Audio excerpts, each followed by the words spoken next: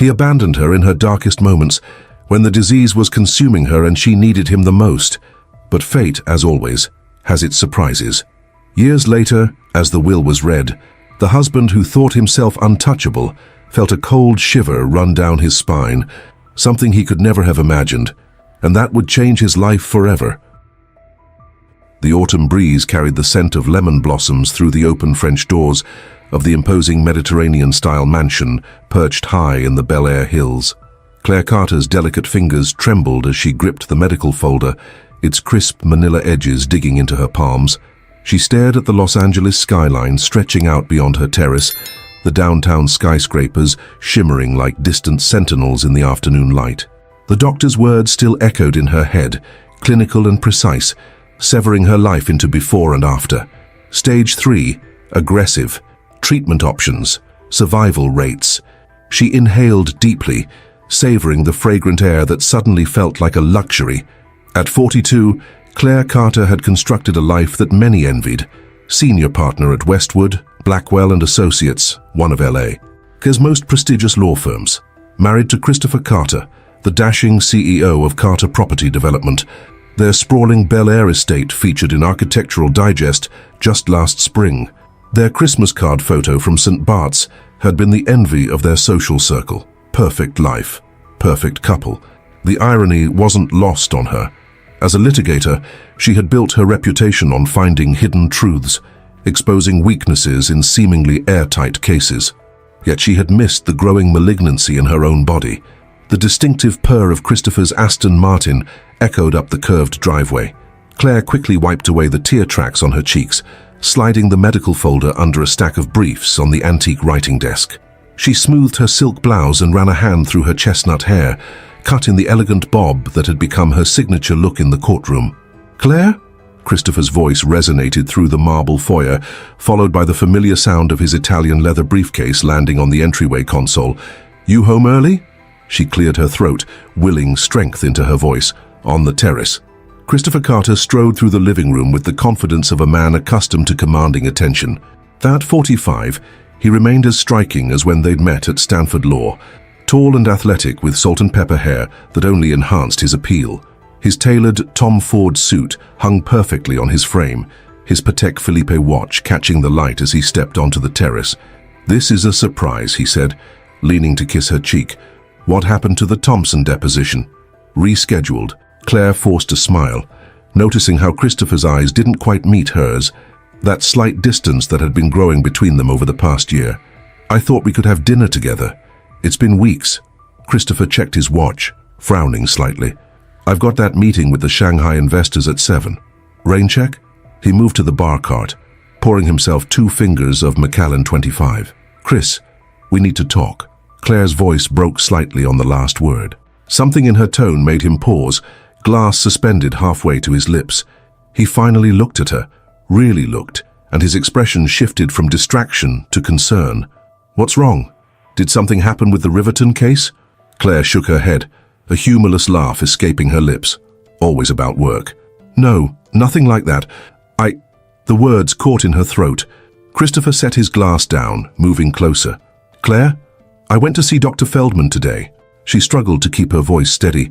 "The results from my biopsy came back." His expression morphed from concern to confusion, then dawning realization. "Biopsy? When did you?" "Last week, while you were in Seattle." She hadn't told him about the suspicious mammogram, the follow-up ultrasound, the core needle biopsy. He'd been so wrapped up in the Seattle development deal, and they'd been like ships passing in the night for months.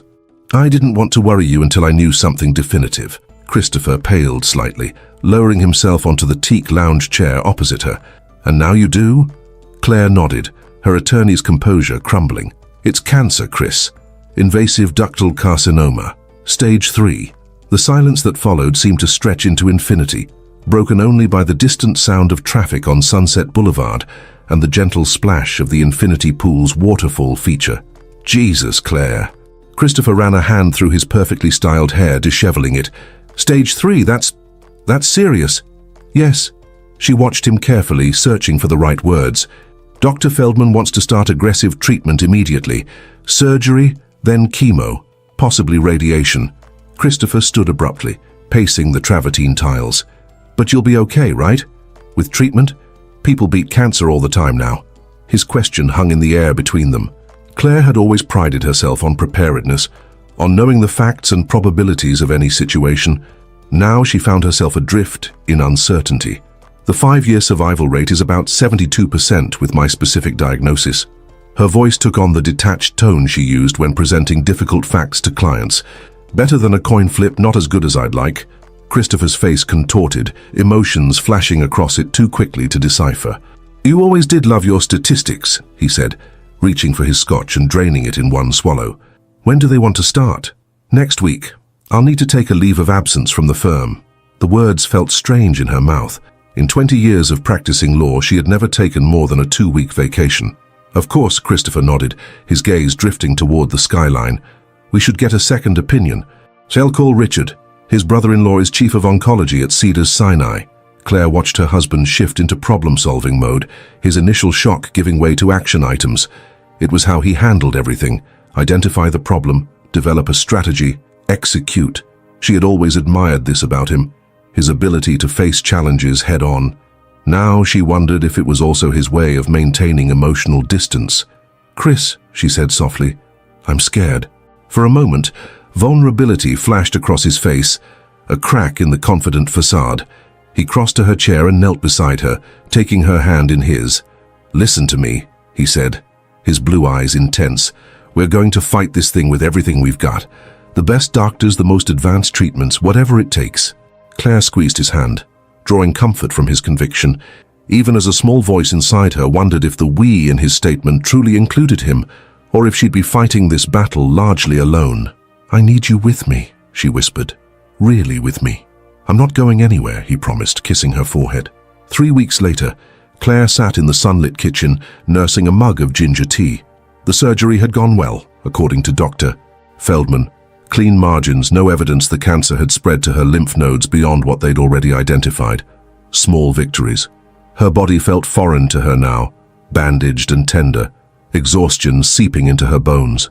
The house phone rang, its shrill tone piercing the quiet morning. Claire winced, setting down her tea to answer it. "Carter residence." "Claire, it's Michael." The familiar voice of Christopher's best friend and business partner brought a genuine smile to her face. "How are you feeling?" "Like I've gone 10 rounds with Muhammad Ali," she replied, easing herself onto a kitchen stool. "But the doctors are pleased, so I'm trying to be too." "That's my girl," Michael chuckled. "Always the fighter. Listen, is Chris there? He's not answering his cell, and we've got the West Side developers breathing down our necks about the environmental impact report." Claire frowned. "He left for the office over an hour ago. Said he had an early meeting." A pause on the line. "That's strange. There's nothing on his calendar until noon." An uncomfortable feeling settled in Claire's stomach. "Maybe he stopped to pick up those contract revisions from Jessica," she suggested, even as her mind flickered through other possibilities. "Maybe?" Michael's tone suggested he wasn't convinced. "When you talk to him, tell him to call me ASAP, okay? And Claire, take care of yourself. Anything you need, anything at all, Diane and I are here." "Thanks, Michael." "That means a lot." After hanging up, Claire sat motionless, staring at the phone. Inconsistencies in Christopher's schedule weren't new, but they had been increasing in frequency over the past few months. Late nights at the office, weekend emergencies with development projects, sudden business trips. She had attributed it to the expansion of Carter property development into the Asian market, the stress of managing a growing company. Now, with the clarity that sometimes comes with facing mortality, other possibilities began to surface in her mind. The text messages he shielded from her view, the unexplained charges at boutique hotels on his corporate card, the faint scent of unfamiliar perfume that occasionally clung to his clothes. The doorbell interrupted her thoughts. Claire made her way slowly to the entrance, tightening the belt of her silk robe around her waist. Through the frosted glass panels, she could make out a delivery person holding a massive arrangement of white calla lilies, her favorite. "Mrs. Carter?" the young man asked, balancing the elaborate crystal vase. "Yes, thank you." She signed for the delivery, tipping the man generously before bringing the flowers inside. The card nestled among the blooms was handwritten in Christopher's distinctive script, "To my warrior, all my love, C." Claire traced her finger over the words. emotion welling in her throat. This was the Christopher she had fallen in love with. Thoughtful, romantic, the man who had once written her love letters during their law school courtship. Her cell phone vibrated on the counter. A text from Christopher. Did they arrive? Hope they brighten your day. Swamped with meetings. Will try to be home early. Order whatever you want for dinner. Love you.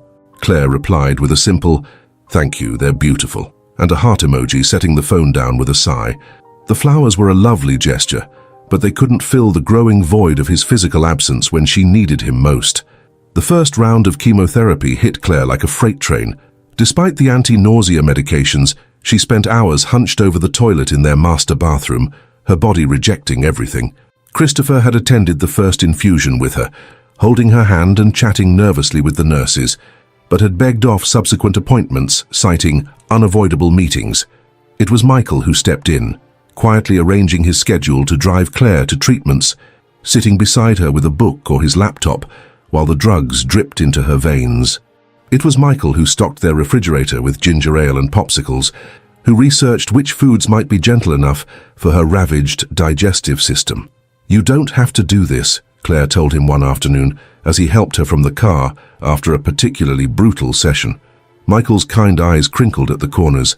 I know I don't have to. I want to. He steadied her as a wave of dizziness passed. Besides, what are friends for if not the hard times? Friends.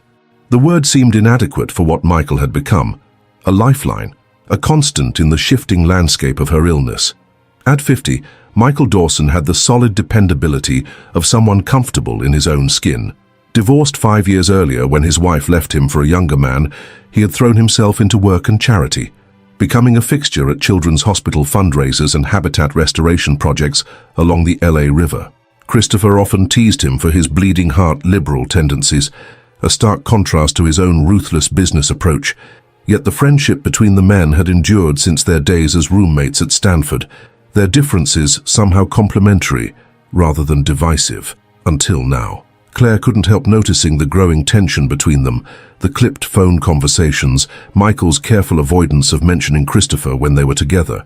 That evening, Claire sat at her vanity, staring at her reflection in the ornate mirror. Her once lustrous hair had begun falling out in clumps, and her complexion had taken on a greyish tinge. Dark circles shadowed her eyes, making them appear larger, more vulnerable in her thinning face. The bedroom door opened and Christopher entered, loosening his tie. He paused when he saw her, a flash of something, discomfort, pity, crossing his features before he masked it with a smile. "Hey there," he said, crossing to kiss the top of her head. "How was today's treatment?" "About the same," Claire replied, watching him in the mirror as he moved to the walk-in closet, shedding his suit jacket. "Michael brought me home around 3. Christopher's movement stilled momentarily. "Michael again? Doesn't he have a company to run?" "He's been incredibly supportive," Claire said, turning to face him directly. "Unlike some people." The words hung between them, sharper than she'd intended. Christopher emerged from the closet, his expression hardening. "That's not fair, Claire. I'm trying to keep our business afloat while dealing with all of this. Someone has to." "All of this," she repeated, the phrase landing like a stone. "You mean my cancer? The thing that's trying to kill me?" Christopher ran a hand through his hair, exasperation evident. "You know that's not what I meant." "But yes, your illness has affected everything. Our schedules, our finances, our future plans. I'm doing my best to manage it all." "Manage it," Claire's voice rose. "This isn't a problem to be managed, Chris. This is our life, my life, falling apart. And I need my husband, not just his credit card for the medical bills." "What do you want from me?" Christopher's controlled facade cracked, revealing the frustration beneath. "I can't sit around this mausoleum watching you suffer. I can't fix this for you. Do you have any idea what it's like to feel so goddamn helpless?" Claire stared at him, seeing for the first time the toll the situation had taken on him as well, the new lines around his eyes, the tightness in his shoulders. Yet something in his outburst rang hollow, like an actor reciting lines he didn't fully believe. "Yes," she said quietly. "I know exactly what it's like to feel helpless. I live with it every single day now." Christopher's shoulders slumped, the fight draining out of him.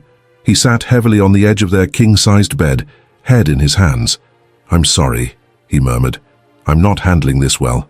I know that." Claire moved to sit beside him, the effort leaving her breathless. "Neither am I," she admitted. "But we promised for better or worse, remember? This is definitely the worse part." He nodded, taking her hand and pressing it between both of his. "I remember." A pause, then, "I have to go to Miami next week. The Brickell Avenue project is in trouble, permits, contractors, the usual nightmare. I'll be gone 4, maybe 5 days. Claire withdrew her hand slowly. "Another trip? Now?" "It can't be helped. Without the Miami development, we're overextended on the Shanghai deal. It could bring down everything we've built. And if I need you? If something happens with my treatment?" Christopher met her gaze, his blue eyes serious. "Michael will be here, right? He seems to have appointed himself your guardian angel." A trace of bitterness colored his words. "That's not fair," Claire said, echoing his earlier sentiment. "Life isn't fair," Christopher replied, standing abruptly. "Your cancer taught us that, didn't it?" He headed toward the bathroom. "I'm going to shower." The door closed behind him with a definitive click, leaving Claire alone with the growing certainty that something fundamental had shifted between them, perhaps irreparably. 3 days later, Claire sat in Dr. Feldman's office, the antiseptic smell burning her nostrils. The oncologist's expression was grave as she reviewed Claire's latest blood work. "Your white cell count is dangerously low," Dr. Feldman explained, her gentle voice at odds with the severity of her words. "We need to delay your next chemotherapy session until these numbers improve. Otherwise, you'll be at high risk for infection." Claire nodded, processing the information. Another setback, another deviation from the carefully planned treatment schedule. "What can I do?" "Rest. Good nutrition, though I know that's challenging with the nausea, and absolutely minimize your exposure to anyone who might be ill." Dr. Feldman removed her glasses, her expression softening. "Claire, I need to ask, how are things at home? Do you have adequate support?" The question caught Claire off guard. Yes, I think so. My husband is busy with work, but I have friends helping out." Dr. Feldman nodded, though her eyes remained concerned. Cancer doesn't just affect the patient. The emotional toll on spouses can be enormous. Some partners cope by diving into work or other distractions. Others become overly protective. There's no right way to handle it, but communication is essential. Claire thought of Christopher already in Miami, his brief morning texts the only sign of his existence. What if communication isn't possible? What if they're just not there? The doctor's expression grew thoughtful. "Then you surround yourself with people who are there, who can provide the support you need. And maybe, when you're stronger, you have some difficult conversations about what you both want moving forward." The words settled over Claire like a premonition, a glimpse of choices yet to be made. That evening, as Claire dozed fitfully on the living room sofa, the doorbell startled her awake. Wrapping herself in a cashmere throw, she made her way to the entrance, expecting perhaps another flower delivery or one of the meal services Michael had arranged. Instead, she found Christopher's assistant, Jessica, standing nervously on the doorstep, a manila envelope clutched in her manicured hands. "Jessica?" Claire blinked in surprise. "Is everything okay?" The young woman shifted uncomfortably, avoiding direct eye contact. "Mrs. Carter, I'm so sorry to disturb you at home. Mr. Carter asked me to drop off these contracts for you to review. He said they needed your signature before the bank closing tomorrow." Claire frowned, taking the envelope. "Christopher knows I'm on medical leave. My partner at the firm is handling all our legal work now." Jessica's discomfort visibly increased. "He was insistent that you personally review these documents. Something about your specialized knowledge of property easements." The excuse was flimsy at best. Claire had indeed specialized in real estate law earlier in her career, but any competent attorney at her firm could handle standard easement language. "I see. Well, thank you for bringing them over." Claire was about to close the door when she noticed Jessica's hesitation. "Was there something else?" Jessica glanced toward her car, then back at Claire, internal conflict evident on her face. "Mrs. Carter, Claire, She stopped, took a deep breath. "I think you should know that Mr. Carter isn't in Miami alone." The world seemed to tilt slightly, the entryway floor shifting beneath Claire's feet. She gripped the doorframe for support. "What do you mean?" "Amber Walsh is with him." Jessica's voice dropped to just above a whisper. "The lifestyle influencer from his Malibu Beach development marketing campaign. They've been seeing each other for about 6 months now." 6 months. Claire did the mental calculation before her diagnosis. while everything was still perfect, still normal. Why are you telling me this? Claire's voice sounded distant to her own ears. Jessica straightened her shoulders, seemingly finding resolve. Because it's wrong. What he's doing. To you. To the company. I've worked for Mr. Carter for 7 years, and I've looked the other way plenty of times, but not with this. Not with you going through... She gestured vaguely toward Claire's headscarf, her thin frame. It's wrong, and I can't be part of it anymore. I gave my notice this morning. Claire stood frozen, the manila envelope heavy in her hands. Thank you for your honesty, she finally managed, her attorney's composure reasserting itself through the shock. And Jessica? Don't worry about the resignation. You'll have excellent references. After Jessica left, Claire moved through the house like a ghost, the envelope forgotten on the entryway console.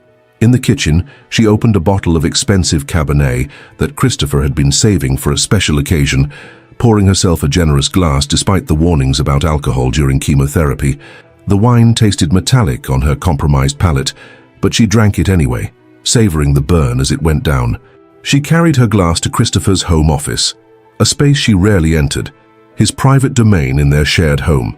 The room was immaculate, like a spread from a business magazine. Sleek, modern desk, ergonomic chair, awards and credentials displayed tastefully on the walls. Claire sat at his desk, running her fingers along the polished surface. On impulse, she opened the center drawer. Pens, paper clips, business cards, nothing revealing. The side drawers contained files, a stapler, extra charges for his devices. Normal, mundane objects that revealed nothing about the man who used them. Claire was about to close the last drawer when her fingers brushed against something taped to its underside. She peeled it away. A small key, the type used for a safe deposit box. Curious now, she continued her search, moving to the custom built-in cabinets that lined one wall of the office. Behind a row of legal reference books that Christopher never read, for show like so much else in their life together, she found a small wall safe she'd never known existed. The key fit perfectly. Inside the safe, Claire found several items: an unmarked USB drive, a small leather notebook, and a velvet jewelry box containing a diamond bracelet she'd never seen before. The receipt tucked inside was from Van Cleef & Arpels on Rodeo Drive, dated 1 month earlier. The price made her eyes widen. $22,500. Claire had received many expensive gifts from Christopher over the years of their marriage, but nothing during her illness. Not even on her birthday 3 weeks earlier, which he'd forgotten entirely until Michael reminded him. With trembling hands, she opened the leather notebook.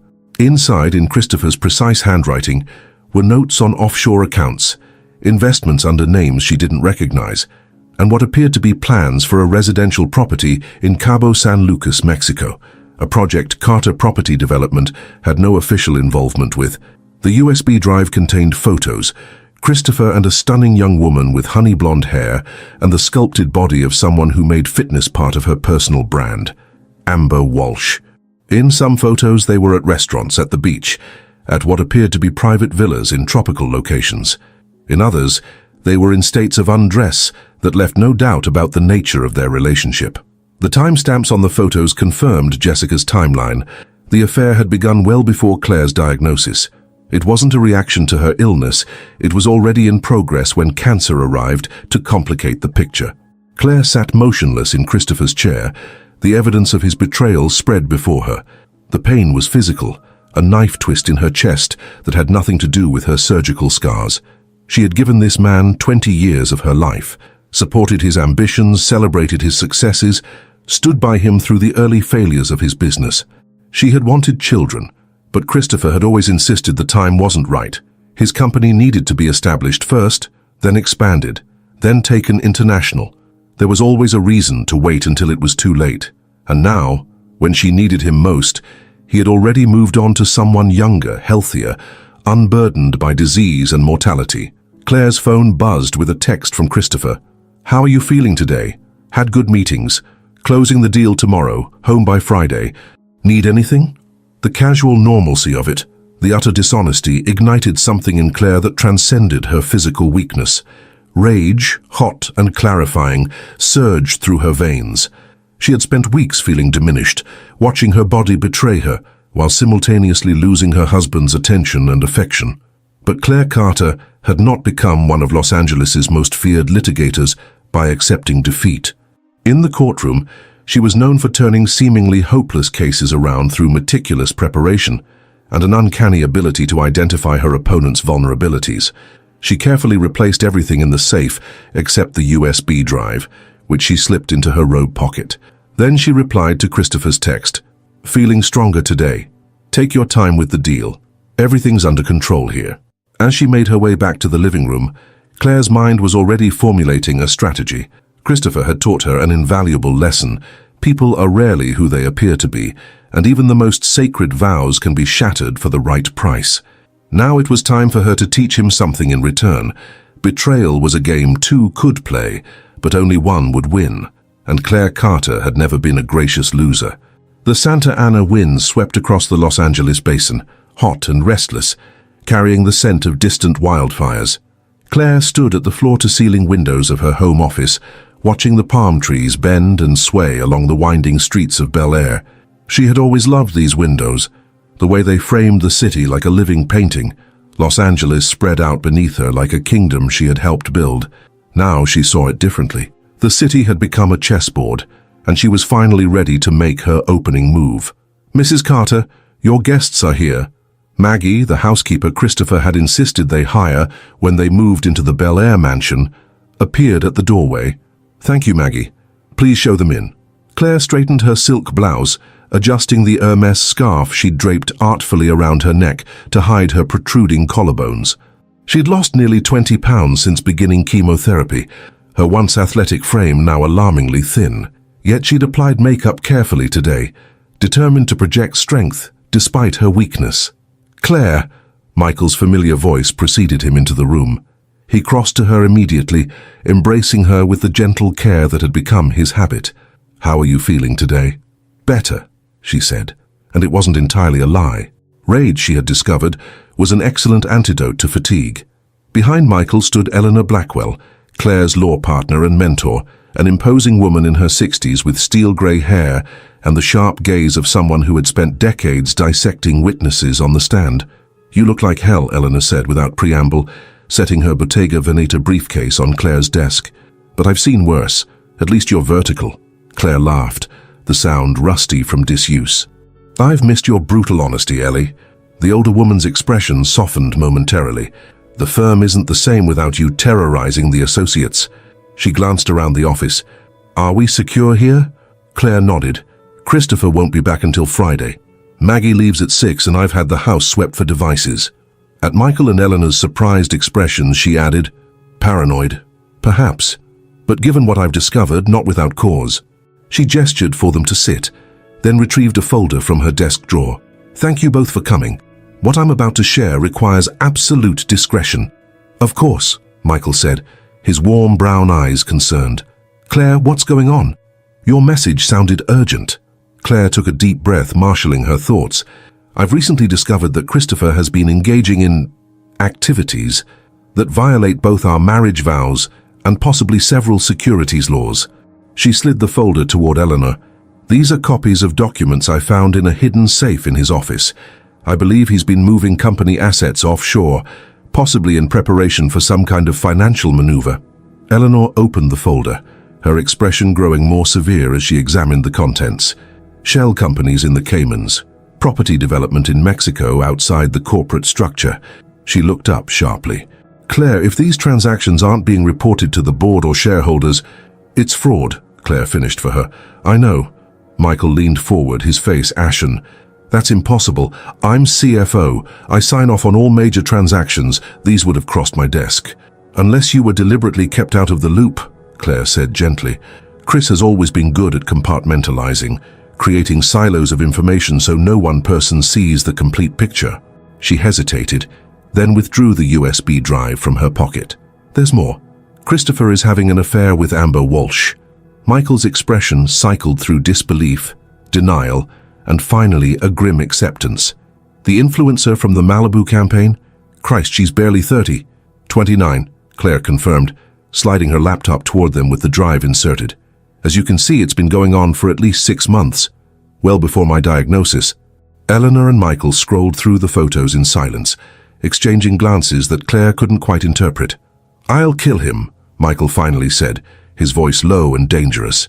"The business issues aside, to do this to you now, of all times." "No," Claire interrupted firmly. "What you're going to do is help me. Both of you." Eleanor closed the laptop, her analytical mind clearly already working through possibilities. "What exactly did you have in mind?" "I want to destroy him," Claire said simply. "Not with a messy public divorce that would drain my limited energy and potentially impact the company's stability.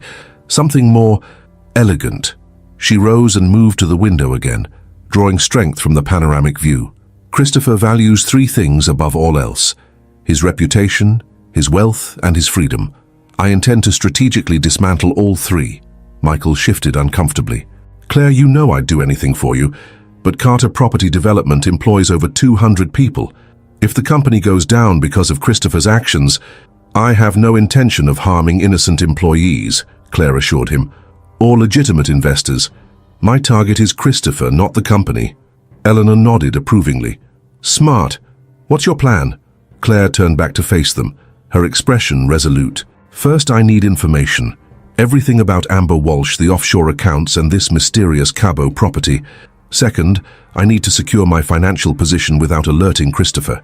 And third," she paused, a cold smile forming on her lips, "I need to create an insurance policy, something that ensures my interests are protected regardless of what happens with my health." Eleanor tapped her manicured nails on the desk. "I can handle the financial aspects. California is a community property state, and given the circumstances, we could petition for more than half if necessary. As for the offshore movements, those might give us leverage for a favorable settlement." "I don't want a settlement," Claire clarified. "I want justice." Michael stood and paced the room, his mind clearly racing. "I can look into the company books, trace the money flows. If he's been hiding transactions, there will be discrepancies.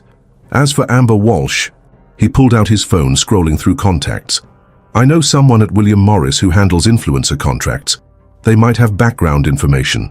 Claire felt a surge of gratitude for these two people, who, unlike her husband, had not abandoned her when illness made her inconvenient. "Thank you both, but there's one more thing I haven't mentioned." She took a steadying breath. "Dr. Feldman isn't optimistic about my long-term prognosis. The cancer is aggressive and it's not responding to treatment as well as they'd hoped." The room fell silent. Eleanor's professional demeanor cracked slightly, revealing the friend beneath the attorney's exterior. "How bad?" "Bad enough that I need to consider the possibility that I won't be here to see this through," Claire admitted. "Which means I need something that continues working on my behalf, even if I can't." Michael crossed to her, taking her hands in his. "Don't talk like that. You're going to beat this."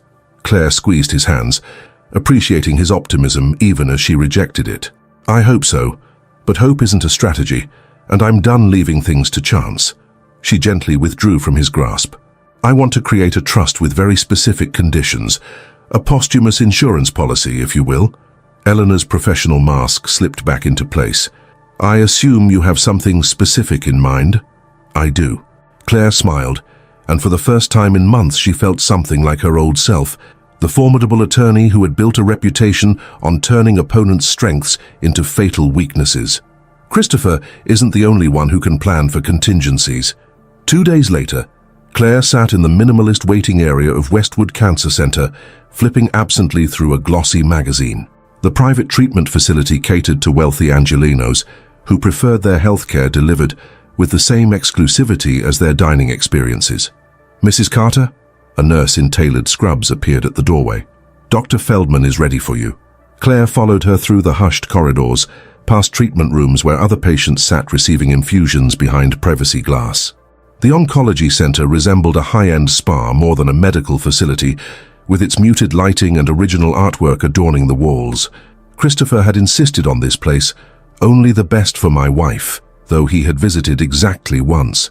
Dr. Feldman rose from behind her desk as Claire entered, greeting her with the warm but professional manner that had made her one of the most sought-after oncologists in Los Angeles. "Claire, good to see you. How are you feeling this week?" "Better than expected," Claire replied, settling into the ergonomic chair across from the doctor. "The nausea is more manageable with the new medication." Dr. Feldman nodded, glancing at the tablet in her hands. "Your blood counts have improved slightly, which is encouraging. I think we can proceed with the next round of treatment on Monday."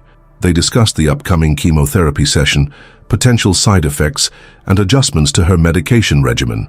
Claire listened attentively, asking precise questions about each recommendation, approaching her treatment with the same meticulous attention she'd once given to complex litigation. "Before I go," Claire said, as their consultation wound down, "I wanted to ask about clinical trials. Are there any new approaches I should be considering?" Dr. Feldman's expression turned thoughtful. "Actually, yes. There's a promising immunotherapy trial at UCLA that might be appropriate for your case. The preliminary results have been quite impressive for patients with your specific genetic markers. What would that involve? It's intensive. Weekly treatments for 3 months, comprehensive monitoring, possible hospitalization if side effects become severe. But it offers hope for patients who haven't responded optimally to standard protocols." Claire absorbed this information, weighing it against her other plans. "And the success rate?" "In the initial phase, about 60% of participants showed significant tumor reduction within 6 months, better than what we're seeing with your current regimen."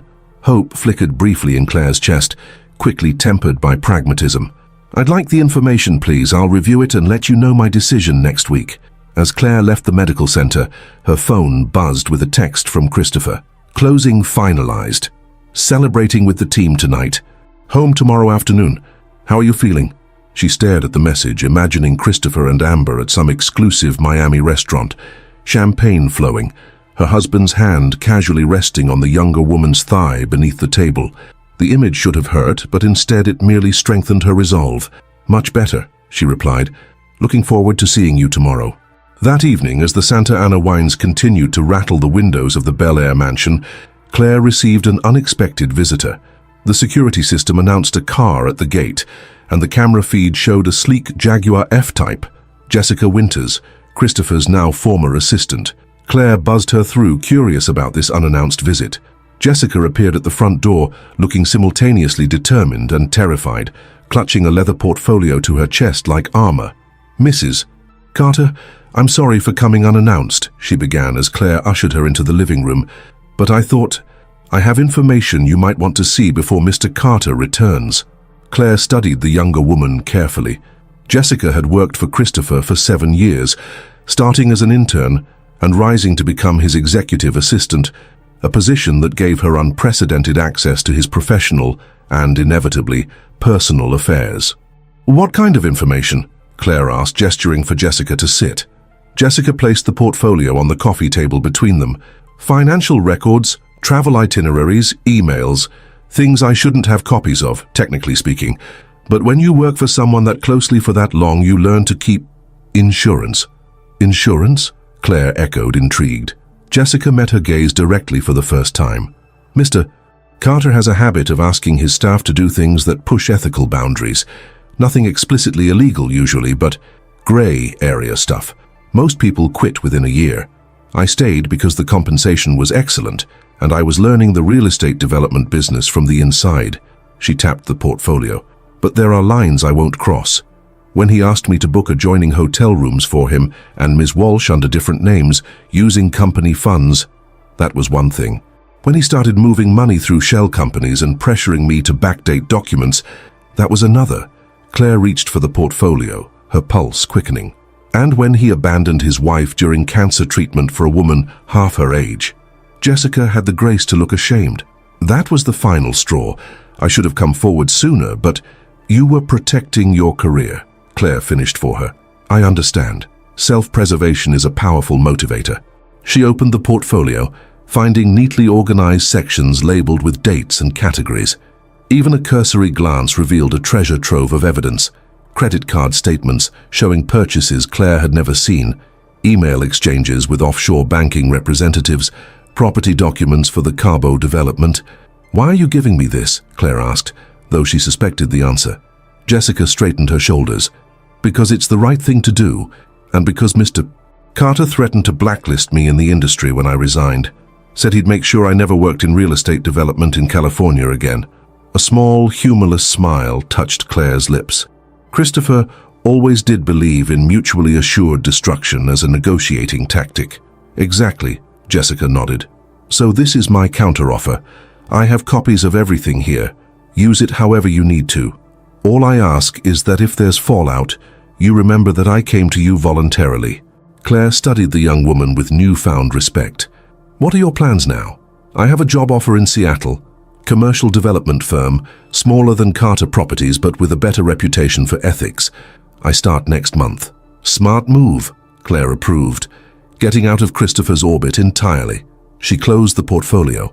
"Thank you for this, Jessica. It may prove extremely valuable." After Jessica left, Claire spent hours reviewing the documents, cross-referencing them with what she'd already discovered. A clear pattern emerged. Christopher had been systematically diverting company resources to fund the Cabo project, which appeared to be registered solely in his name. More disturbingly, he had begun liquidating some of their personal assets without consulting her, transferring funds to accounts she had no access to. He was preparing an exit strategy. The realization should have devastated her, but instead, Claire felt an odd sense of clarity. Christopher wasn't just betraying her as a husband, he was actively working to ensure she would be left with as little as possible if she discovered his infidelity or if her illness worsened. Claire was still awake at 2 a.m. when her phone rang. "Michael." "Did I wake you?" he asked when she answered. "No, I'm up. What's going on?" Michael's voice was tense with suppressed excitement. "I found something.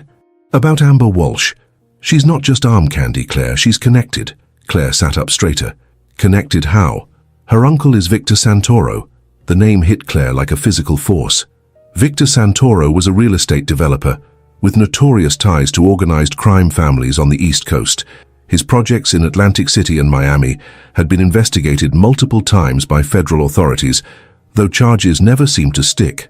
"Are you certain?" she asked, her mind racing. "Positive. She uses her mother's maiden name professionally, Walsh instead of Santoro, but the connection is there if you dig deep enough. And here's where it gets interesting. Guess who's the silent financial partner in Christopher's Cabo development?"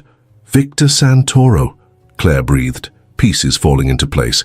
"Christopher's been laundering money for the Santoro family through legitimate development projects." "It looks that way," Michael confirmed. "The Cabo property is perfect for it. Luxury villas selling for cash to private investors who may or may not exist." Claire processed this revelation, its implications rippling through her plans like a stone dropped in still water. "This changes everything, Michael. If Christopher is involved with the Santoros, it's dangerous," Michael finished for her. "Maybe we should take this to the authorities, Claire. The FBI would be very interested in these connections." "Not yet," Claire decided after a moment's thought. "We need more concrete evidence, and involving federal authorities too soon might limit our options for how this plays out." "Our options?" Michael sounded concerned. "Claire, we're talking about potential organized crime connections. This isn't just about Christopher cheating anymore." "No," she agreed. "It's much bigger than that, which means my response needs to be proportional." She paused, considering her next words carefully. "Michael, I need you to trust me. I'm not going to do anything reckless, but I need to handle this my way." The line went silent for a long moment before Michael responded. "I do trust you. Just be careful. These aren't people who play by the rules." "Neither am I," Claire replied softly. "Not anymore." After ending the call, Claire moved to the master bedroom balcony, wrapping herself in a cashmere throw against the persistent Santa Ana winds. The city sprawled before her, a carpet of twinkling lights stretching to the horizon. Somewhere out there, her husband was preparing to return home, unaware that his carefully constructed facade was crumbling. She thought about the clinical trial Dr. Feldman had mentioned. 60% success rate. Better odds than she'd had recently, but still a gamble. And Claire had never been a gambler. Until now. The next morning, Claire contacted Eleanor with a request for an urgent amendment to her estate planning documents. By noon, she had called Dr. Feldman to enroll in the UCLA clinical trial, and by 3 o'clock, she was seated in the living room, composed and outwardly serene, when she heard Christopher's Aston Martin pull into the driveway. "Honey, I'm home," he called, his voice echoing through the marble foyer.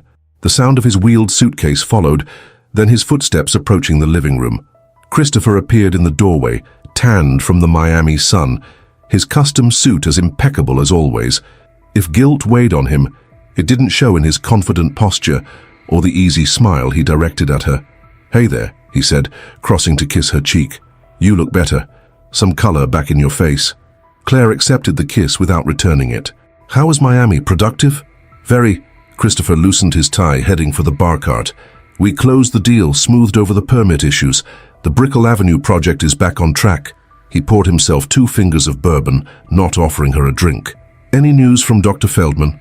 Actually, yes. Claire watched him carefully. She's recommended me for a clinical trial at UCLA. Cutting-edge immunotherapy approach. I've decided to enroll. Christopher's glass paused halfway to his lips. A clinical trial, isn't that experimental? Risky? All treatments have risks, Claire replied calmly. This one offers better odds than my current protocol. Christopher frowned, taking a seat across from her. Have you really thought this through? We should get other opinions, consult with specialists at Cedars-Sinai or Mayo Clinic. His sudden concern might have touched her a week ago. Now it only highlighted his hypocrisy. I've made my decision, Claire said firmly. The trial begins next week. Christopher stared at her, clearly unaccustomed to this assertiveness. Okay, he finally said, a note of uncertainty in his voice. If you're sure, I just want what's best for you. Do you? The question hung between them, loaded with unspoken accusations. Christopher's expression flickered, a momentary crack in his performance. Of course I do. You're my wife. Claire decided to test the waters to see how committed he was to his deception. I had an interesting visitor while you were gone. Jessica came by to say goodbye. If she had expected visible panic, she was disappointed. Christopher merely raised an eyebrow, taking another sip of bourbon. Did she? That's surprising. She wasn't exactly forthcoming when she gave notice. She mentioned she's taking a position in Seattle, Claire continued, watching him closely. Apparently, the LA development scene has become too ethically challenging for her. A flash of something, anger, concern, crossed Christopher's face before he masked it with a dismissive wave. Jessica always was idealistic. Real estate development requires pragmatism and flexibility. Not everyone is cut out for it. Claire hummed non-committally. She seemed quite capable to me, just unwilling to compromise her principles. Christopher's jaw tightened almost imperceptibly. Well, I wish her luck in Seattle. I'll need to hire a replacement immediately. The Shanghai investors are coming next week, and the preliminary work on the Cabo project is ramping up. There it was, the first direct mention of Cabo. Claire felt a thrill of satisfaction that he'd introduced it himself. Cabo? She asked innocently. That's new. I don't remember the board approving a development in Mexico. Christopher set his glass down with deliberate care. It's still in the exploratory phase. Not ready for board presentation yet. I see, Claire nodded. Who's handling the legal work on that? Not Westwood Blackwell, I assume, since Eleanor hasn't mentioned it. The questions were becoming more pointed, and Christopher's expression grew wary. We're using a local firm in Mexico City. International real estate requires specialized expertise. Claire decided to push further. And the financing? Given the current market volatility, backing a new international development seems risky. Christopher stood abruptly, moving to refill his glass. The financing is solid. Private investors with deep pockets and a high tolerance for initial runway costs. He turned to face her, his expression now openly suspicious. What's with the third degree, Claire? Since when are you interested in the operational details of Carter Properties? Claire met his gaze steadily. Since my husband started making major business decisions without consulting his partner of 20 years. Since offshore accounts began appearing under variations of our names. Since luxury properties in foreign countries started being developed outside the corporate structure. She paused, letting her words sink in. Since around the same time, Amber Walsh entered the picture, I'd estimate. The glass slipped from Christopher's hand, shattering on the marble floor, bourbon splashing across his Italian leather shoes. The sound echoed through the silent room like a gunshot. What did you just say? His voice was dangerously quiet. Claire remained perfectly still, her expression unchanged. You heard me, Christopher. I know about Amber, I know about Cabo, I know about the Santoro connection. The only question is, what are we going to do about it? Christopher's face drained of color, his tan suddenly sickly against his pallor. Claire, I don't know what you think you've discovered, but you're not well. The stress of your illness, the medications, they're affecting your judgment. The gaslighting attempt was so predictable that Claire almost laughed. Please don't insult my intelligence by suggesting I'm imagining things. It's beneath even you. Christopher's expression hardened, his initial shock giving way to calculation. He moved to stand directly in front of her chair, using his height in an unconscious attempt at intimidation. "What exactly do you want, Claire? Money? A bigger settlement when all this is over? Because if you're thinking of going public with half-baked theories about business dealings you don't understand, remember that your name is on most of these documents too. You'll go down with me." Claire looked up at him, unmoved by his attempt to loom over her. "What I want is for you to sit down and have an honest conversation for once in your life." Something in her tone, the absolute certainty perhaps or the complete lack of fear, gave Christopher pause. He retreated to the sofa across from her, his body language defensive. "Fine, let's talk," Claire nodded, maintaining the calm demeanor that had unnerved him. "First, let's establish some facts. You've been having an affair with Amber Walsh for approximately 8 months. You've established offshore accounts to move assets beyond my reach. You're developing a property in Cabo San Lucas, with Victor Santoro as your silent partner, using funds diverted from Carter Properties, and you've been planning your exit from the marriage, possibly from the country, for some time now." Christopher stared at her, apparently reassessing exactly how much she knew and how dangerous she might be. "You've been busy for someone undergoing chemotherapy." "I've had help," Claire acknowledged. "Loyal friends. Something you wouldn't understand." A muscle twitched in Christopher's jaw.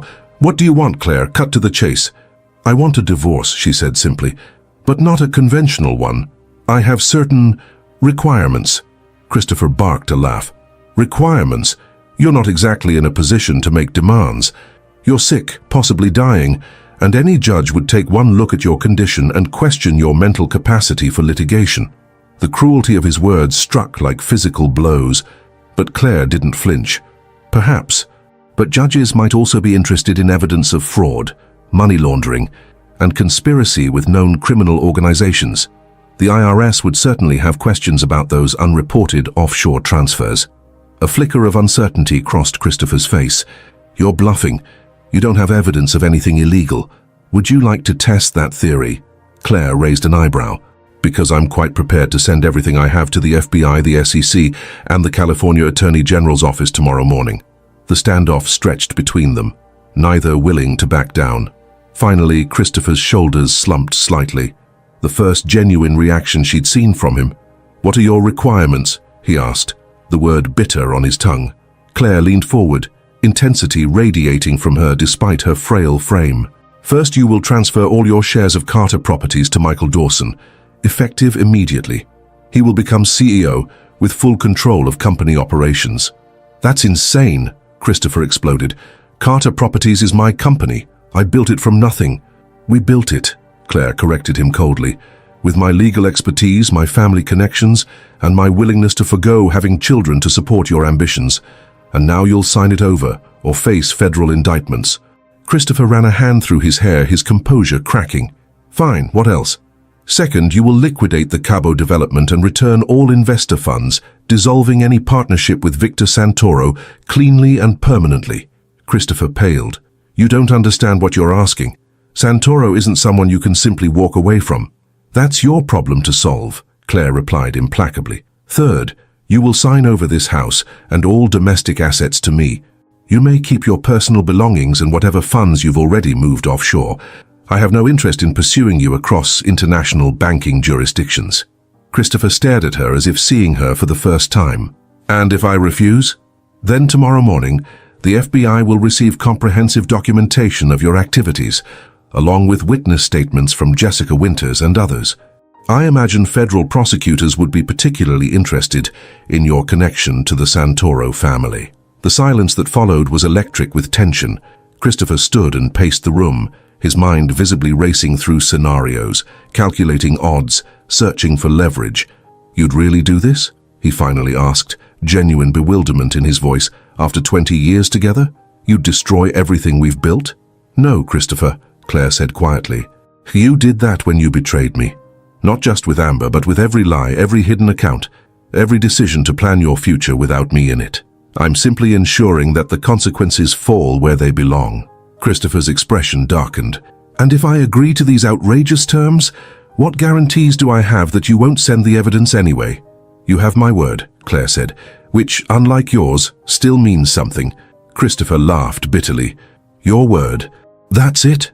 That and a legally binding agreement that Eleanor has prepared.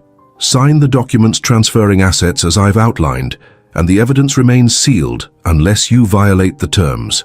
Christopher moved to the window, staring out at the manicured grounds of the estate he was being asked to surrender. You've thought of everything, haven't you? I learned from the best, Claire replied, a hint of sad acknowledgement in her tone. You always said anticipating your opponent's moves was the key to winning any negotiation. He turned to face her, something like reluctant respect flickering in his eyes. And if I sign, what happens to us? To this marriage? It's already over, Claire said softly. It has been for some time, we're just making it official. Christopher nodded slowly, the fight draining from him. I'll need to consult with my attorney. Of course, Claire agreed. The documents will be ready tomorrow. You have 48 hours to sign, or the evidence goes to the authorities. As Christopher moved to leave the room, a thought seemed to occur to him. He paused at the doorway, looking back at his wife. What about your cancer treatments? The clinical trial? How will you manage alone? For the first time, Claire allowed a genuine smile to touch her lips. I won't be alone, Christopher. Unlike you, I understand the value of loyalty. After he left the room, Claire remained seated, listening to his footsteps receding down the hallway, the sound of the master bedroom door closing. She had expected to feel triumph, or at least vindication. Instead, she felt only a profound weariness, and the quiet certainty that this was merely the opening gambit in a game that was far from over. Later that night, as Claire prepared for bed in one of the guest rooms, her phone lit up with a text from an unknown number. You have no idea what you're dealing with. Back off while you still can. No signature was needed. The threat was clear enough. Claire stared at the message, her hand steady despite the implicit danger. Christopher had clearly reached out to Santoro already. The stakes had just been raised significantly. She took a photo of the message before deleting it, then sent it to both Michael and Eleanor with a simple caption. It begins. The UCLA Medical Center buzzed with the controlled chaos typical of world-class research hospitals. Claire sat in a private consultation room, the sterile environment a stark contrast to the luxurious aesthetics of her usual treatment facility.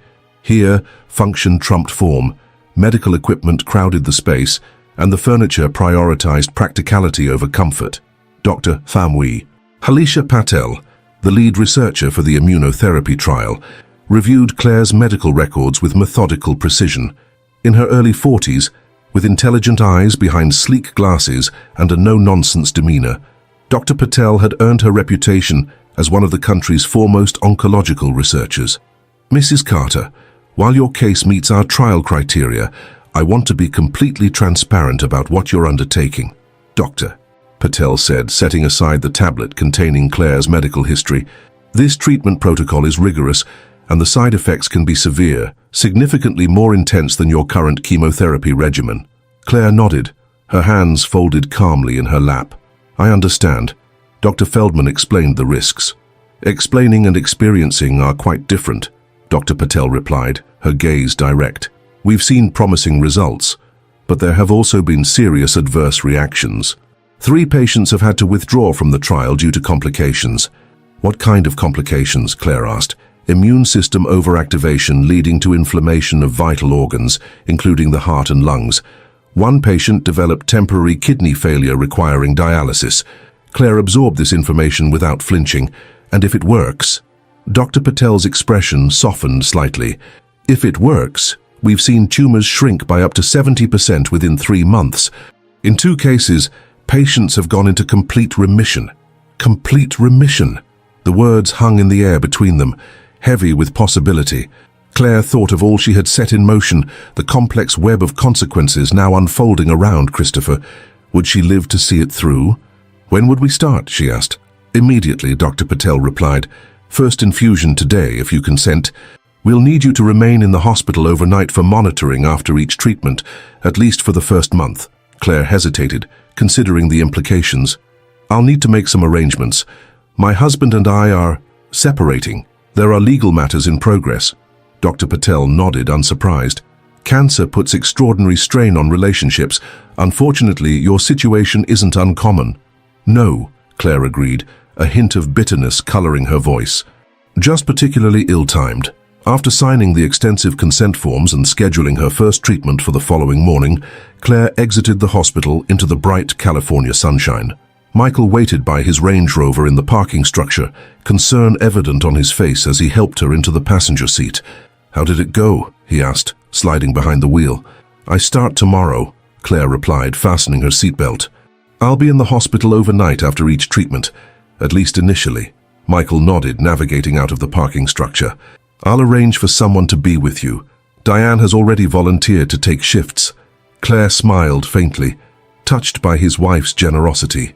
"Thank you, but right now we have more pressing matters. Any news from Eleanor?" Michael's expression grew serious. Christopher's attorney requested a meeting. They're convening at Eleanor's office at 2 o'clock. Claire checked her watch. Just over an hour from now. "And the other matter?" Michael hesitated before answering. "We've been monitoring the offshore accounts. There's been activity, a transfer of $5 million from the Cayman Islands holding company to a numbered account in Zurich. He's moving assets beyond reach," Claire said, unsurprised, "preparing his escape route." "It gets worse," Michael continued, his voice tight with controlled anger. "The board received an anonymous email this morning containing vague allegations about financial improprieties at Carter Properties, suggesting an internal investigation. The stock dropped 12% before we could issue a statement." Claire's eyes narrowed. "Santoro?" "Almost certainly. It's a warning shot. Demonstrate what they could do if pushed. Or Christopher trying to destabilize the company before control transfers," Claire mused. "Either way, it changes nothing." "The documents are ready." Michael nodded, turning onto Wilshire Boulevard. "Eleanor has everything prepared, but Claire—" He hesitated, choosing his words carefully. "Have you considered that forcing Christopher into a corner might be dangerous? These are people who don't play by normal rules." "I'm dying, Michael," Claire said quietly. "Whether this clinical trial works or not, my long-term prognosis remains poor. What more can they threaten me with?" Michael's hands tightened on the steering wheel. "There are worse things than death." Claire reached over to touch his arm. "I know you're worried, but I've taken precautions." She didn't elaborate, and Michael didn't press for details. They rode in silence until reaching the sleek high-rise that housed Westwood, Blackwell and Associates. As they pulled into the underground parking, Michael turned to her. "Whatever happens in there, remember that you're not alone in this." Claire squeezed his hand gratefully. "I know." Eleanor Blackwell's corner office offered a panoramic view of Los Angeles, the Hollywood Hills visible in the distance through floor-to-ceiling windows. The space exuded power, from the imposing mahogany desk to the wall of legal tomes and case precedents, many authored by Eleanor herself. Christopher was already seated when Claire entered, flanked by Alexander Hoffman, a shark of a divorce attorney known for representing high-profile clients. Christopher's expression remained carefully neutral, though Claire noted the shadows beneath his eyes, the slight disarray of his usually impeccable appearance. The past 48 hours had clearly taken a toll. "Claire," he acknowledged tersely. "Christopher," she replied with equal brevity, taking a seat across from him. Michael positioned himself beside her, while Eleanor remained standing, a subtle power move that established her control over the proceedings. "Let's get straight to business," Eleanor began, her tone brisk. "Mr. Carter, we've prepared the documents as discussed. Transfer of Carter Properties controlling interest to Michael Dawson, liquidation of the Cabo San Lucas development, and division of marital assets with the Bel Air residence and domestic holdings transferred to Mrs. Carter." Hoffman leaned forward, his expression disdainful. "These terms are completely unreasonable and potentially constitute duress. My client has built Carter Properties over 20 years. Transferring control under threat is both unethical and likely unenforceable." Eleanor smiled thinly. "Perhaps your client should have considered ethics before engaging in questionable financial practices and extramarital affairs while his wife battles cancer. Personal indiscretions, while regrettable, have no bearing on corporate ownership," Hoffman countered. "As for these alleged financial improprieties, you've provided no evidence of wrongdoing." Eleanor raised an eyebrow. "Would you like to see the evidence, Mr. Hoffman? I have copies ready for the SEC and FBI, but I'd be happy to provide you a preview." Christopher leaned over to whisper something to his attorney, who frowned deeply before responding in hushed tones. The private exchange continued for several tense moments before Christopher finally nodded, his jaw tight with barely contained fury. "We'll sign the property transfer documents," Hoffman announced reluctantly. But Mr. Carter requires certain assurances regarding the evidence Mrs. Carter claims to possess. Eleanor slid a folder across the polished table. This agreement stipulates that all evidence remains sealed in escrow with this firm, provided Mr. Carter complies fully with the terms. Any violation, any attempt to reclaim control of the company, interfere with Mrs. Carter's assets, or pursue legal action challenging these agreements results in immediate release of all materials to relevant authorities. Hoffman reviewed the document, making occasional notes in the margin. After several minutes, he conferred again with Christopher, their conversation becoming increasingly heated, though still inaudible to the others. Finally, Hoffman addressed Eleanor again. "My client is prepared to sign with one additional condition." He turned to Claire. "Mr. Carter requests 10 minutes alone with his wife before finalizing these agreements." Claire exchanged glances with Eleanor, who gave an almost imperceptible nod. 5 minutes, Claire conceded, in Eleanor's presence. "Alone," Christopher insisted, speaking directly to Claire for the first time. "What I have to say is between husband and wife." Something in his expression, a vulnerability she hadn't seen in years, made Claire reconsider. "Fine. 5 minutes, alone. Then we sign." Eleanor and Michael exited reluctantly, followed by Hoffman, leaving the estranged couple facing each other across the expanse of polished mahogany. As soon as the door closed, Christopher's composed facade crumbled. "Claire, you have no idea what you're getting yourself into," he said, his voice low and urgent. "Santoro isn't someone you can outmaneuver with legal documents and corporate transfers." "I'm not trying to outmaneuver him," Claire replied calmly. "That's your problem to solve, as specified in the agreement. Return his investment. Terminate the partnership cleanly." Christopher laughed, a harsh sound devoid of humor. "Terminate the partnership? People don't terminate partnerships with Victor Santoro. They disappear or they comply. Those are the options." "Then I suggest you comply with his terms while complying with mine," Claire said. "I'm sure a man of your negotiating skills can find a solution that satisfies all parties." Christopher studied her, genuine bewilderment in his expression. "What happened to you? This calculated ruthlessness. It's not you. Cancer happened. Betrayal happened." Claire held his gaze steadily. "You happened, Christopher. You showed me exactly how disposable I was the moment I became inconvenient. Consider this my education in self-preservation." His expression darkened. "Is that what this is about? Revenge because I couldn't handle watching you suffer? Because I made a mistake with Amber?" "A mistake?" Claire echoed incredulously. "You've been planning your exit for months, moving assets offshore, establishing a new life without me. That's not a mistake, Christopher. That's a calculated strategy." He at least had the decency to look away, unable to deny the truth of her words. "I never meant for any of this to hurt you." "Liar," Claire said softly. "Hurting me was collateral damage you were perfectly willing to accept. The only difference between us now is that I'm being honest about my intentions." Christopher leaned forward, desperation edging into his voice. "Claire, listen to me. You need to drop this. Take half the assets. Take the house. Take whatever you want from our life together. But leave Carter Properties alone, and for God's sake, stay away from anything connected to Santoro." "Why?" Claire challenged. "What aren't you telling me?" Christopher ran a hand through his disheveled hair. "The Cabo development isn't just a real estate project. It's a structure for moving certain funds internationally. Santoro needs that structure intact." Understanding dawned on Claire. Money laundering. That's what the property development is really about. Christopher didn't confirm or deny, but his expression said everything. "All I'm saying is that forcing me to liquidate that project puts both of us in danger. There are better ways to hurt me, if that's what you want." Claire considered his words, weighing the sincerity of his warning against his demonstrated capacity for manipulation. "Our 5 minutes are up," she said finally, rising from her chair. "Sign the documents, Christopher. Whatever arrangement you have with Santoro is your problem to resolve."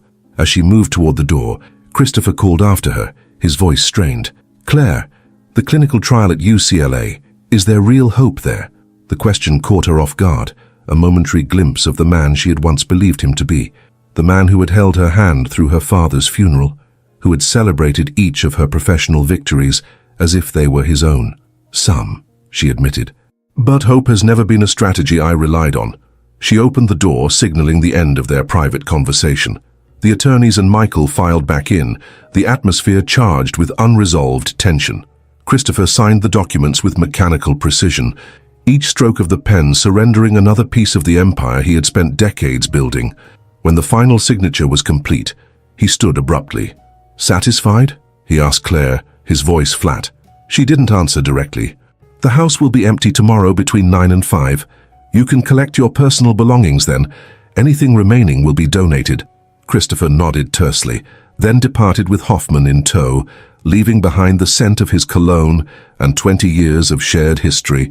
Eleanor gathered the signed documents, her expression victorious. "Congratulations, Claire. You've secured everything we aimed for." Yet Claire felt no triumph, only a bone-deep weariness, and the unsettling sense that something fundamental had shifted, not just in her external circumstances, but within herself. "I need to prepare for tomorrow," she said, rising carefully. "The first treatment is at 9 a.m. Michael drove her home in contemplative silence, neither of them acknowledging the hollow nature of their victory. At the Bel Air mansion, Michael insisted on coming inside, conducting a security sweep that Claire recognized as excessive, but appreciated nonetheless. "I've arranged for a private security detail," he informed her as they sat in the kitchen. "They'll be stationed at the gate starting tonight, and they'll accompany you to UCLA tomorrow." Claire raised an eyebrow. "Is that really necessary?" Michael's expression remained grave. "After what Christopher said about Santoro?" "Absolutely. These aren't people who accept defeat gracefully." "I'm not afraid of threats," Claire said quietly. "Maybe you should be," Michael countered, "at least until we know how Santoro will react to the Cabo liquidation. Promise me you'll keep the security team close." Claire nodded, touched by his concern. "I promise." After Michael left, Claire moved through the empty house, its spacious rooms suddenly too large, too quiet. In the master bedroom, she found evidence of Christopher's hasty packing, empty drawers left open, gaps in the closet where his favorite suits had hung, his nightstand cleared of personal items. On her vanity lay a small velvet box she didn't recognize. Inside was a pair of sapphire earrings they had admired together in Paris on their 15th anniversary, but never purchased. A card in Christopher's handwriting read simply, "For better or worse." "I'm sorry, it was mostly worse at the end." The unexpected gesture cracked something in Claire's carefully maintained composure. She sank onto the edge of the bed, the earrings clutched in her palm, as tears she had refused to shed for months finally broke free. She wept for the young law students who had fallen in love over constitutional law debates, for the ambitious couple who had built a life of privilege and prestige, for the children they had never had, for the future that cancer had stolen before Christopher had taken what remained. When the tears finally subsided, Claire placed the earrings back in their box and set them aside. Tomorrow would bring the beginning of the clinical trial, a medical Hail Mary with no guaranteed outcome. She needed all her strength for the battle ahead. The following morning dawned clear and crisp, a rare day when the Los Angeles smog retreated enough to reveal the San Gabriel Mountains in the distance. Claire was preparing to leave for UCLA when her phone rang, a blocked number. "Hello," she answered cautiously. "Mrs. Carter." The voice was male, unfamiliar, with the faintest trace of an East Coast accent. "My name is not important. What is important is that we understand each other clearly." Claire's pulse quickened, but her voice remained steady. "Who is this?" "Someone with a significant financial interest in Cabo Azul resorts," the voice replied. "An interest your husband has been instructed to protect, not liquidate. Santoro, or someone representing him." Claire moved to the window, scanning the grounds for the security team Michael had promised. She spotted a dark SUV stationed near the gate. "My husband's financial arrangements are no longer my concern," she said carefully. "The divorce proceedings are separating our interests completely." "That's where you're mistaken, Mrs. Carter," the voice continued, maintaining its unsettling calm. "Your actions have directly impacted investments that certain individuals take very seriously. Forcing the liquidation of Cabo Azul is problematic." "Take it up with Christopher," Claire replied, fighting to keep her voice even. "He signed the agreements willingly. Under duress, he claims, due to evidence you're holding over him, evidence that might interest other parties as well." A chill ran through Claire as the implied threat registered. "Are you asking me something specific, or just making vague insinuations?" The man chuckled, the sound utterly devoid of warmth. "Direct. I appreciate that. Here's direct for you. Withdraw the liquidation requirement for Cabo Azul. Allow your husband to maintain his current arrangement with his investors. In return, you keep the house, the domestic assets, and your health. My health is already compromised, Claire said, a strange calm settling over her. Cancer has a way of putting other threats in perspective. Cancer might give you time, Mrs. Carter. Some things don't. The line went dead, leaving Claire staring at her phone, the threat echoing in her mind. Her hands trembled slightly as she texted Michael. Just received a call. Santoro's people made contact, proceeding to UCLA as planned. Meet me there? His reply came instantly. On my way, don't leave without security. An hour later, Claire sat in a treatment room at UCLA Medical Center, an IV line delivering the experimental immunotherapy drugs into her bloodstream. Michael paced nearby, having arrived just as the treatment began. We should report the threat to the FBI, he insisted, keeping his voice low. This has gone beyond corporate maneuvering, Claire. These are explicit threats against your safety. Claire watched the clear liquid dripping from the medication bag, wondering if this treatment would save her life or merely prolong her suffering. And tell them what exactly? That my husband's organized crime connections are unhappy about our divorce settlement. That would trigger questions about Christopher's business dealings that could implicate all of Carter Properties, including you as CFO. Michael stopped pacing, his expression pained. I don't care about that. Your safety matters more than the company or my position. I've taken precautions, Claire assured him. The evidence is secure, with instructions for its release under specific circumstances. If anything happens to me, Christopher and his associates will face federal prosecution.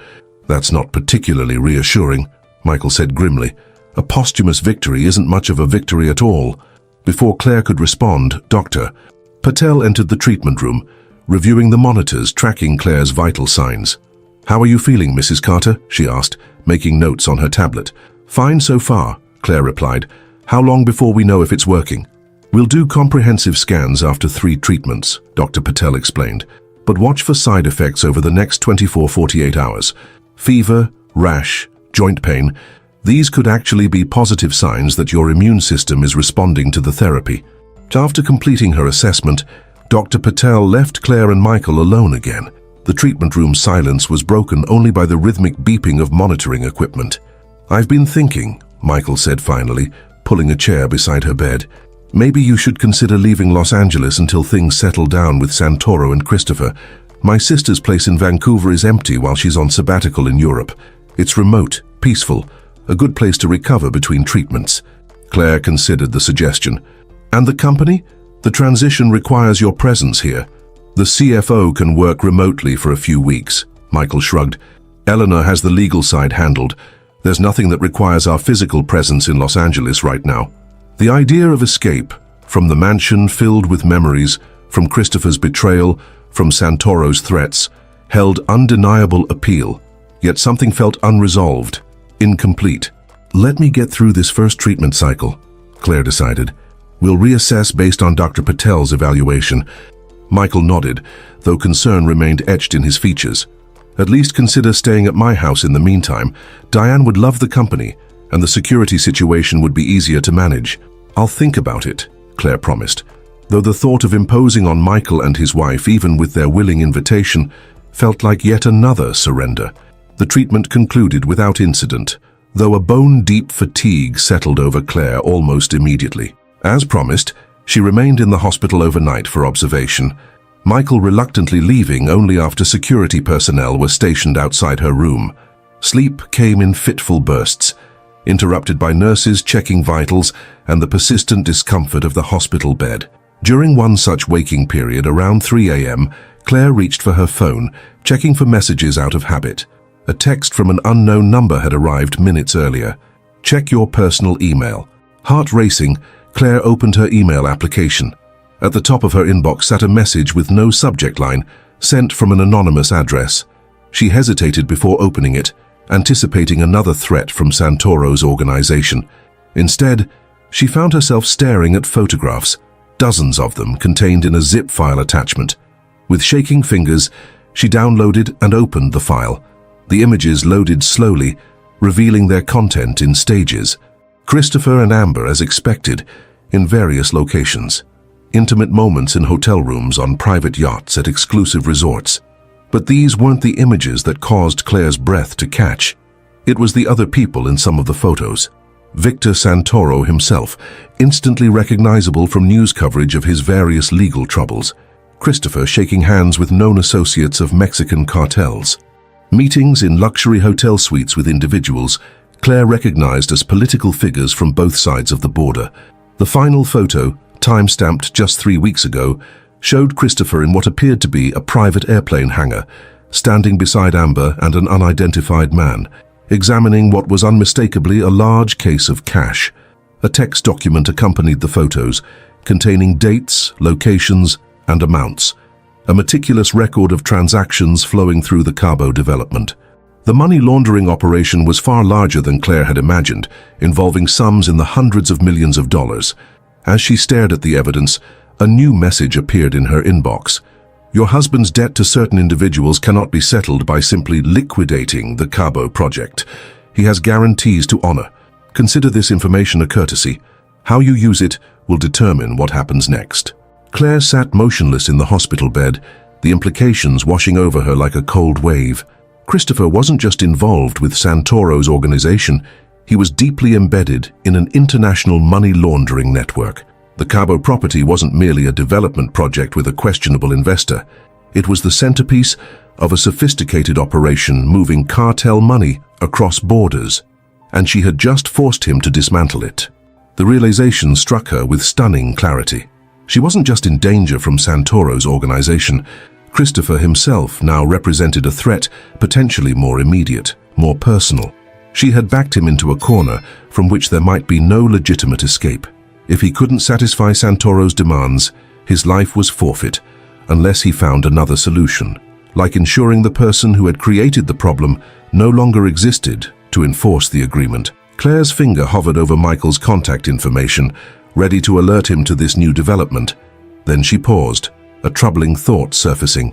Who had sent these photos? Who had access to document these meetings, these transactions, with such careful precision? Not Santoro. He would have no interest in creating evidence against himself. Not Christopher. These images would only incriminate him further. A third party then.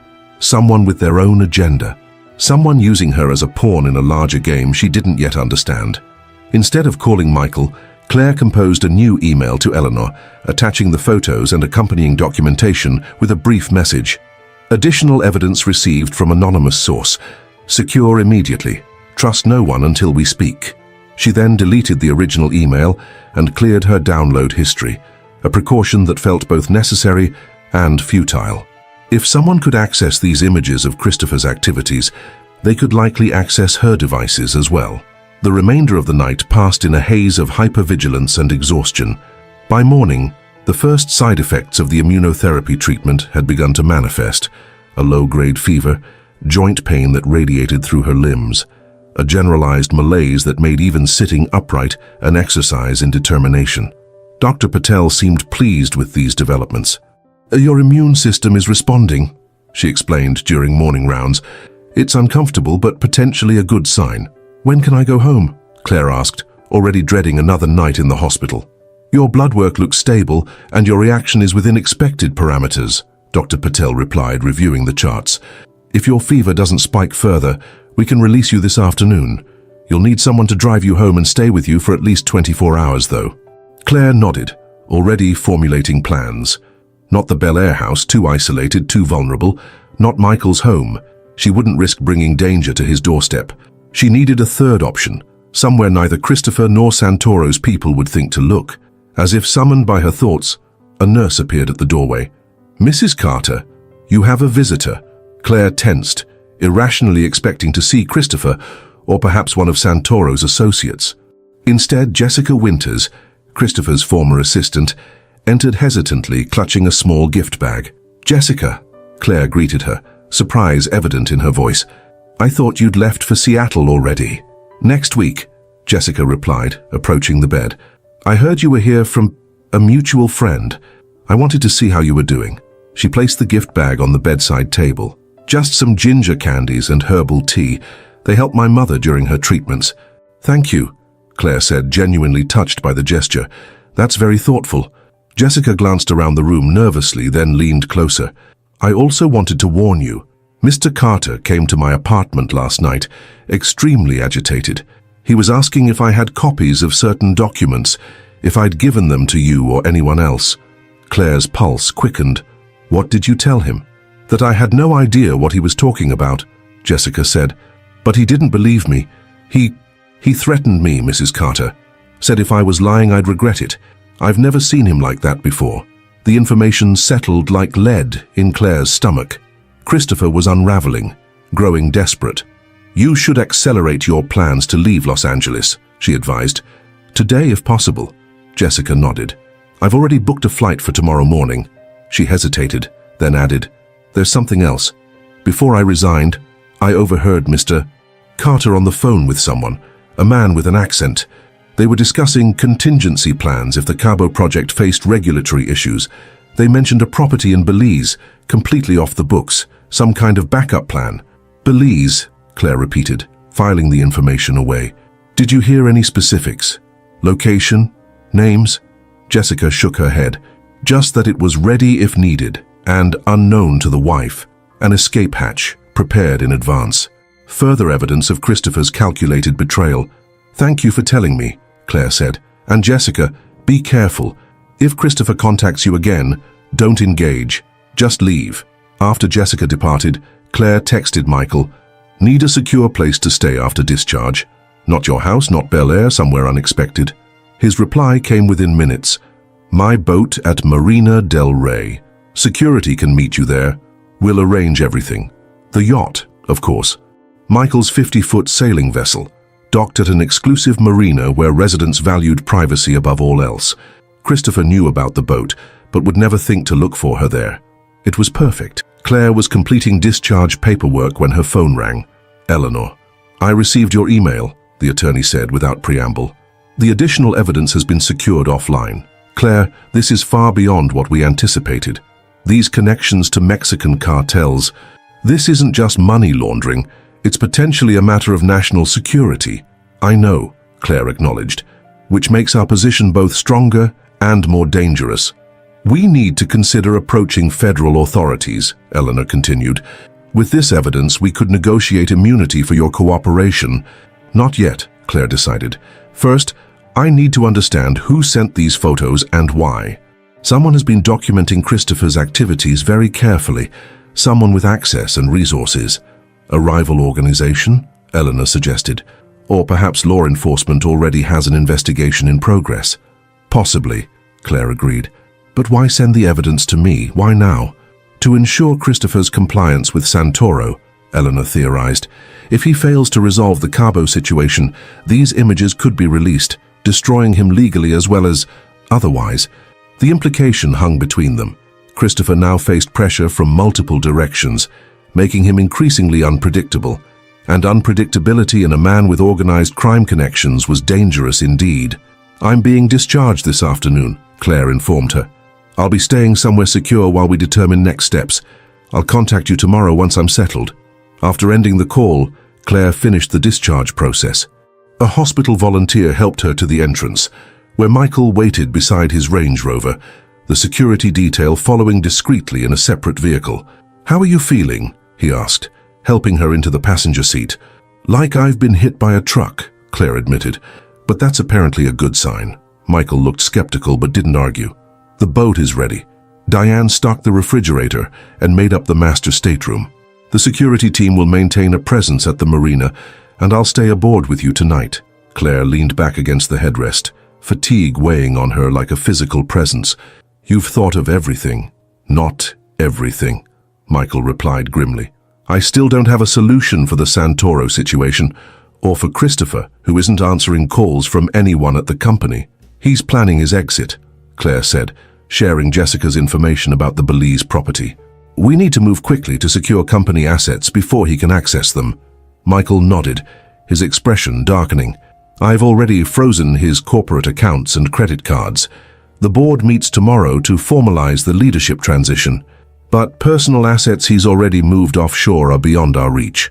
They drove in companionable silence through the Los Angeles afternoon traffic, the sun beginning its descent toward the Pacific. Claire found herself dozing intermittently, the immunotherapy treatment and emotional exhaustion taking their toll. She was jarred awake by Michael's sharp intake of breath and the sudden deceleration of the vehicle. "What is it?" she asked, disoriented. Michael gestured toward the road ahead, where flashing emergency lights illuminated a roadblock. Police cruisers and fire trucks blocked all lanes, officers directing traffic toward a mandatory exit. "Accident," Claire guessed, noting the helicopter hovering overhead. Michael rolled down his window as they approached a uniformed officer. "What's happened?" "Gas main explosion," the officer replied mechanically. "Marina del Rey area is being evacuated as a precaution. You'll need to find an alternate route." Michael thanked him and rolled up the window, exchanging a significant look with Claire. Quite a coincidence. "Too convenient," Claire agreed, a cold dread settling in her stomach. Someone knew our destination. Michael immediately changed course, the security vehicle following close behind. "We need a backup plan."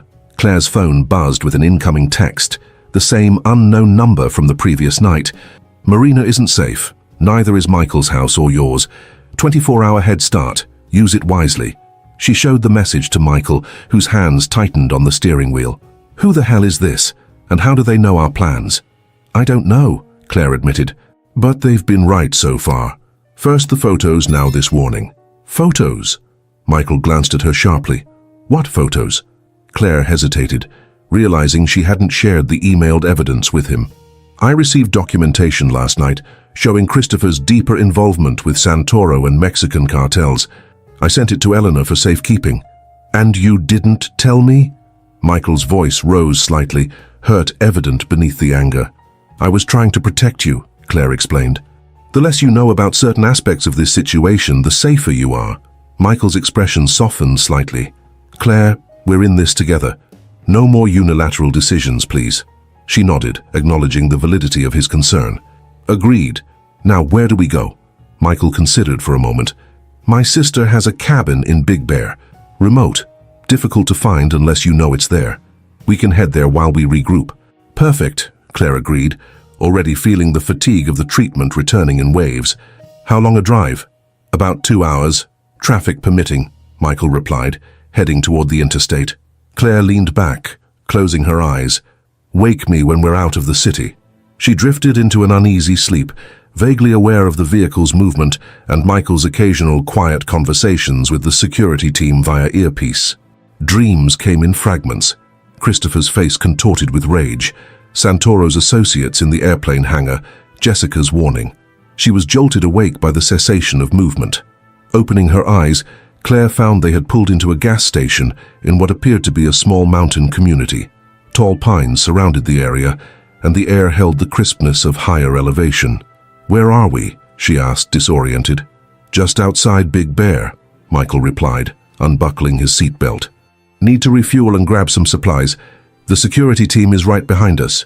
Claire nodded, still groggy from the combination of medication and exhaustion. "I'll wait here."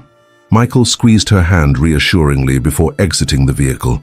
Through the windshield, Claire watched him enter the small convenience store attached to the gas station. The security SUV pulled up beside them, 2 men in suits scanning the area with professional vigilance. Claire's phone buzzed with an incoming call, a local number she didn't recognize. She hesitated before answering. "Hello?" "Claire," Christopher's voice, tense and breathless. "Thank God.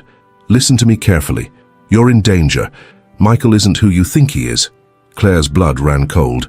"What are you talking about? How did you get this number?" "There's no time to explain," Christopher rushed on, his voice urgent. "Michael has been working with Santoro for years. He's been laundering money through a separate channel within Carter Properties, parallel to the Cabo project. The whole thing with Amber, the offshore accounts. It was a distraction, Claire. A way to keep you focused on me while he operated in the shadows." Claire's gaze snapped to the convenience store where Michael was now at the counter, paying for supplies. The security men remained outside, vigilant but seemingly unaware of the bombshell dropping on her phone. "That's absurd," she replied, though a seed of doubt had been planted. "Michael has been my rock through all of this. He's been helping me fight you." "Exactly," Christopher insisted. "Think about it, Claire. Who suggested transferring company control to him specifically? Who had access to company records that could be manipulated to implicate me? Who conveniently appeared as your savior the moment you needed one? "You're desperate," Claire said, her voice steadier than she felt. "So you'd say anything to drive a wedge between me and my allies. The evidence you received last night, the photos of me with Santoro. Ask yourself, who could have taken those? Who had access to those meetings? I thought they were private strategy sessions for the Cabo project. Michael was the only other person from our organization present." Claire's mind raced, remembering details from the photographs, angles suggesting someone at the table, not surveillance from afar, an insider. "If what you're saying is true," she challenged, "why would Michael expose the operation by sending me evidence that implicates Santoro? That makes no sense." "Because Santoro is cutting ties," Christopher explained rapidly. "The Marina del Rey explosion wasn't aimed at you. It was Michael destroying evidence on his boat. Claire, the 24-hour head start wasn't a warning from some benevolent third party. It was Michael setting up his exit, using you as cover." Through the windshield, Claire saw Michael exiting the store, walking toward the car with a plastic bag of supplies. The security men nodded to him respectfully. "I don't believe you," she said, though uncertainty colored her voice. "Check his phone," Christopher urged. "Look at his recent contacts. There's a number listed under VS Consulting. That's Victor Santoro. And Claire, ask him about Belize. Ask him about a property called Casa Azul. Watch his reaction." Michael was approaching the car, his expression shifting to concern as he noticed Claire on the phone. "I have to go," she said quickly. "Claire, please." Christopher's voice cracked with genuine emotion.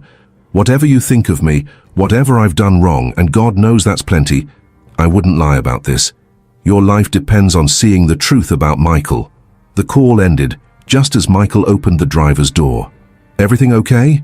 he asked, noting her expression. Claire forced a smile. "Just tired. The treatment hitting me harder than expected." Michael nodded sympathetically, placing the supplies in the back seat. "We're almost there. You can rest properly soon."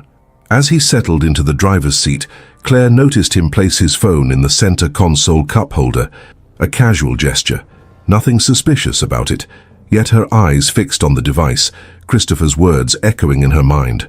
"Actually," she said, "I need to use your phone. Mine's almost dead, and I should text Eleanor our status."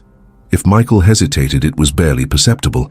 "Sure," he said, handing her the device. "No password, just swipe up."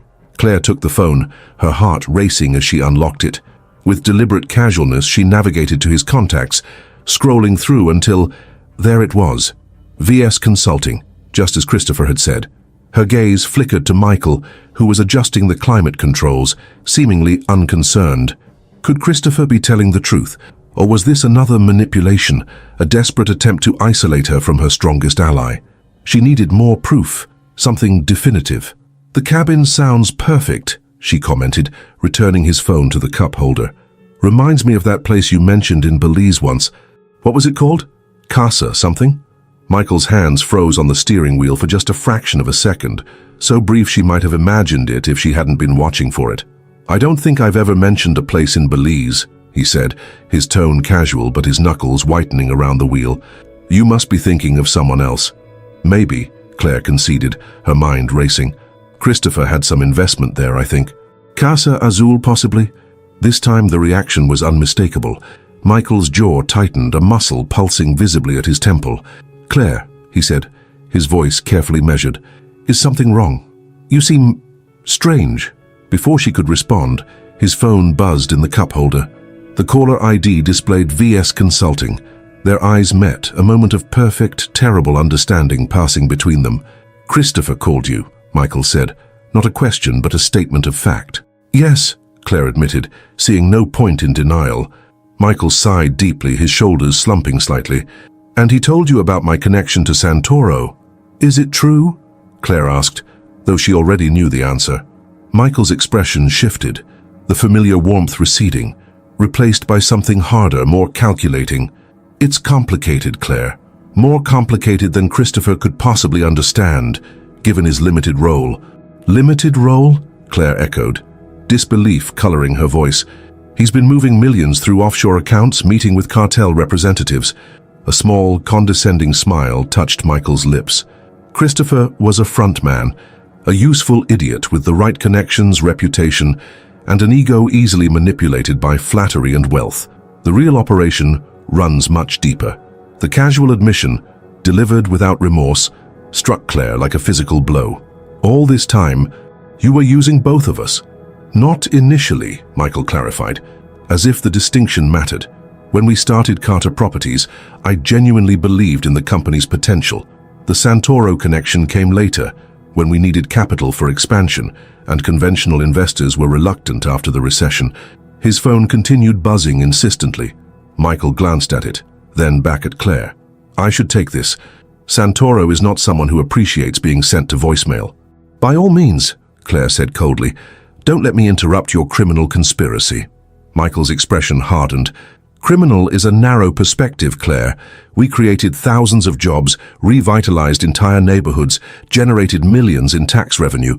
The fact that some of our capital came from unorthodox sources doesn't negate the positive impact.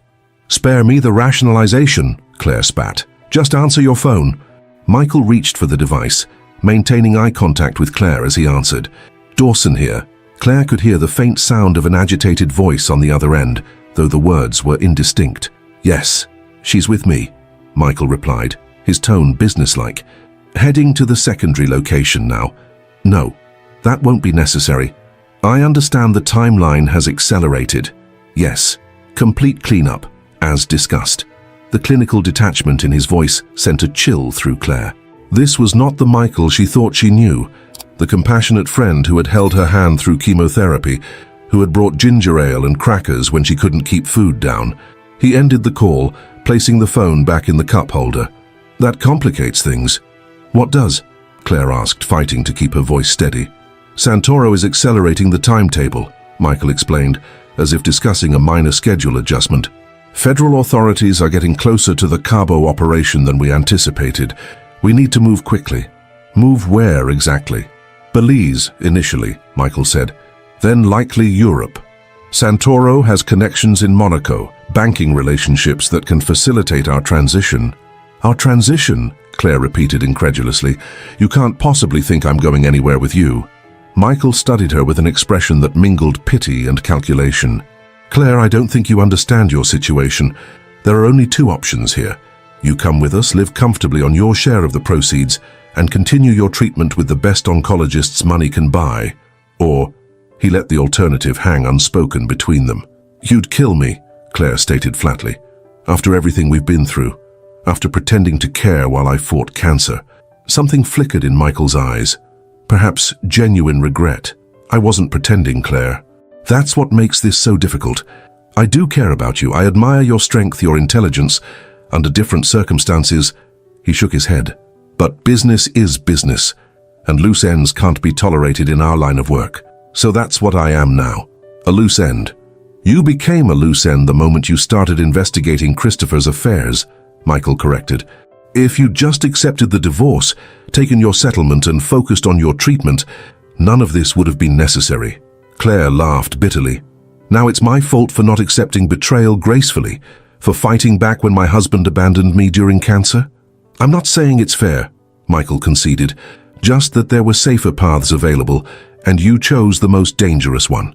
He started the engine, the SUV humming to life beneath them. We should go.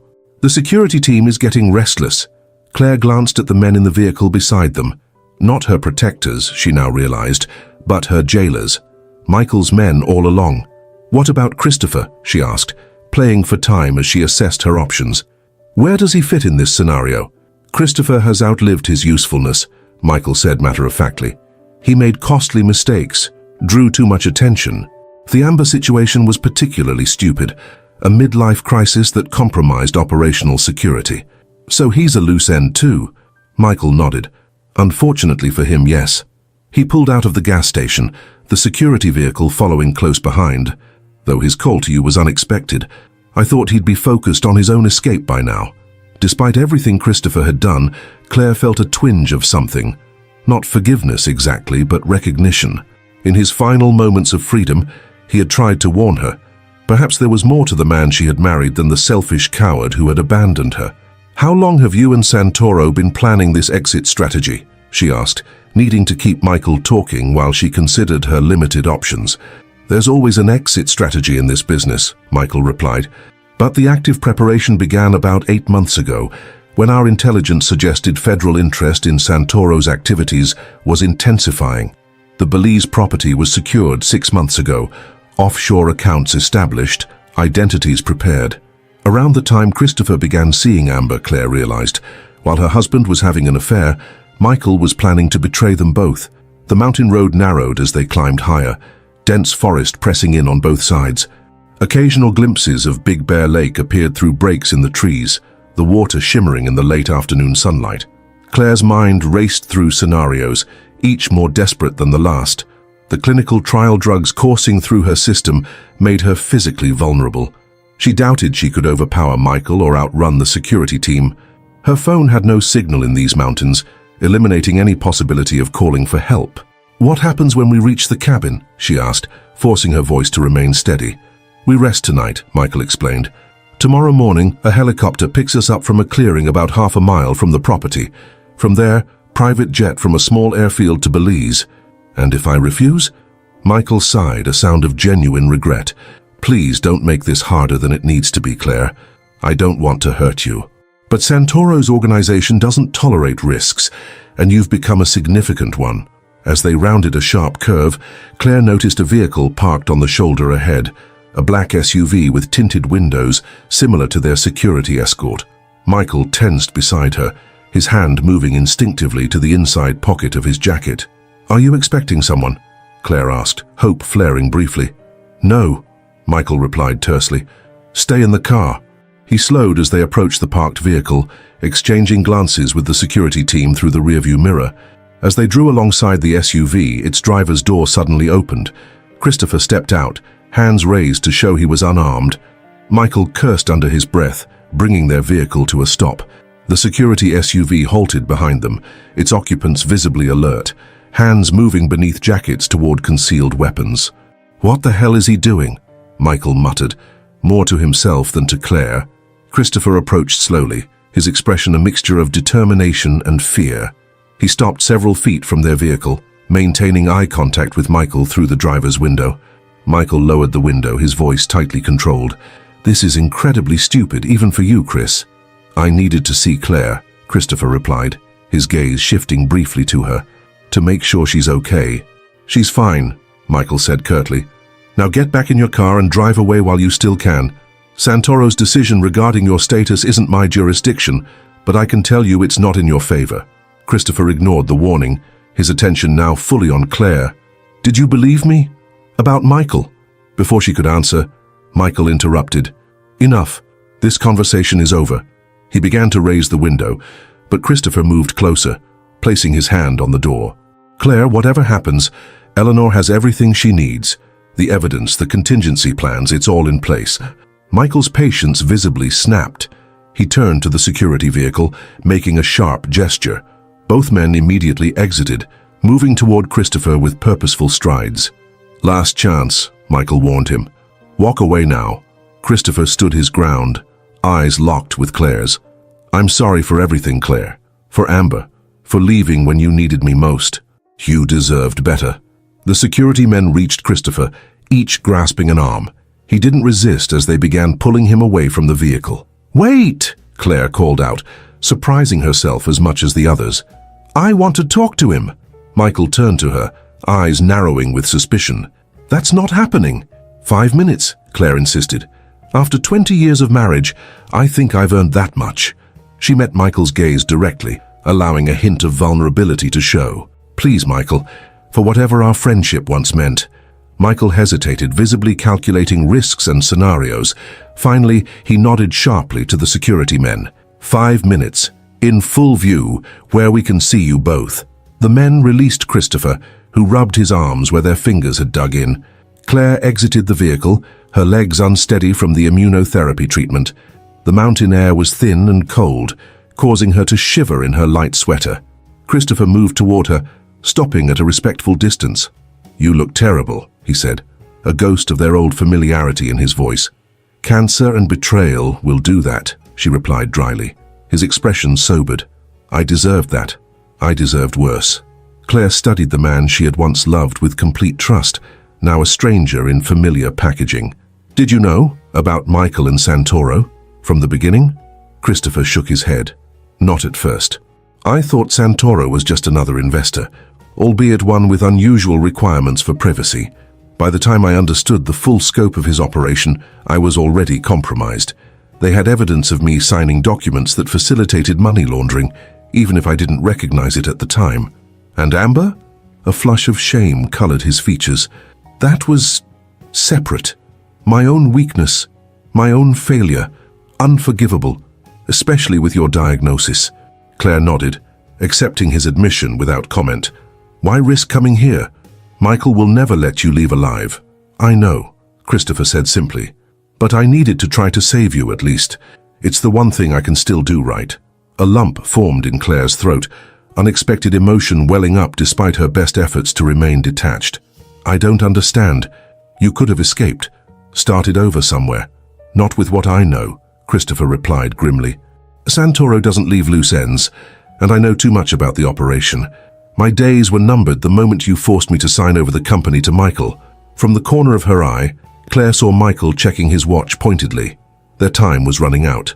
I have a plan, Christopher said, his voice dropping to just above a whisper. But I need to know if you have the evidence secured, as I mentioned on the phone. Claire nodded slightly. Eleanor has everything. Offline storage, multiple copies. Relief washed over Christopher's features. Good, that's our leverage, our insurance. What are you thinking? Claire asked, acutely aware of the security men watching their every move. Christopher took a deep breath. Federal agents are closing in on Santoro's operation. They've been building a case for months. I've been feeding them information. My attempt at an exit strategy. Claire stared at him in disbelief. You've been informing on Santoro? That's suicide. Maybe, Christopher acknowledged, but it was the only play I had left. And it might save you if we can stall Michael long enough. Michael's voice cut through their conversation. Time's up. Let's go, Claire. Christopher's eyes bore into hers, intense and urgent. Trust me one last time, please. Before she could respond, he suddenly grasped her arms, pulling her against him in what appeared to be an embrace. His lips brushed her ear, whispering urgently, "When I move, drop to the ground no matter what happens, stay down." Then, louder for their audience, "I love you, Claire. I always have, even when I didn't show it." The security men were already advancing, Michael exiting the vehicle with a thunderous expression. Christopher released Claire, turning to face them with his hands raised placatingly. "Just saying goodbye," he called, backing away slowly. "Get in the car, Claire," Michael ordered, his tone brooking no argument. Claire hesitated, torn between the uncertainty of Christopher's plan and the certainty of Michael's betrayal. The seconds stretched, tension mounting in the mountain air. Suddenly, Christopher reached inside his jacket. The security men immediately drew weapons, shouting commands that blurred together in Claire's ears. Everything happened in fragments after that, Christopher diving toward her, his body shielding hers as they fell to the asphalt, the deafening crack of gunfire. Michael's voice, urgent commands drowned by the thunder of helicopter rotors materializing over the ridge. Claire's world narrowed to the weight of Christopher above her, his breathing ragged in her ear. "Stay down," he gasped, though she could barely hear him over the approaching helicopter, and continued gunfire. Through a gap beneath Christopher's arm, she glimpsed uniformed figures rappelling from the helicopter, weapons raised, voices shouting commands that cut through the chaos. "FBI, drop your weapons! On the ground, now!" The security men hesitated, caught between the federal agents and loyalty to Michael and Santoro. Their indecision cost them precious seconds.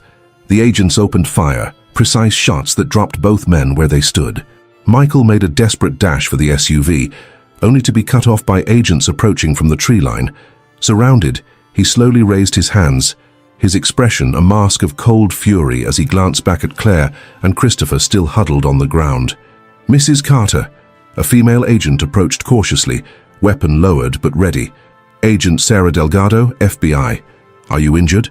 Claire struggled to form words, the adrenaline and medication creating a disorienting fog. "Christopher," she managed. "Check Christopher." The agent called for medical assistance, gently moving Christopher to assess his condition. Claire gasped as she saw the spreading crimson stain on his shirt. A bullet had found its mark, despite his protective maneuver. "Medic!" Agent Delgado shouted, applying pressure to the wound. "Hang in there, Mr. Carter. Help is coming." Christopher's eyes found Claire's, pain evident, but a strange peace also present. "Did it work?" he asked, his voice barely audible over the continued chaos around them. "Are you safe?" "Yes," Claire assured him, tears blurring her vision as she grasped his hand. "I'm safe. You saved me."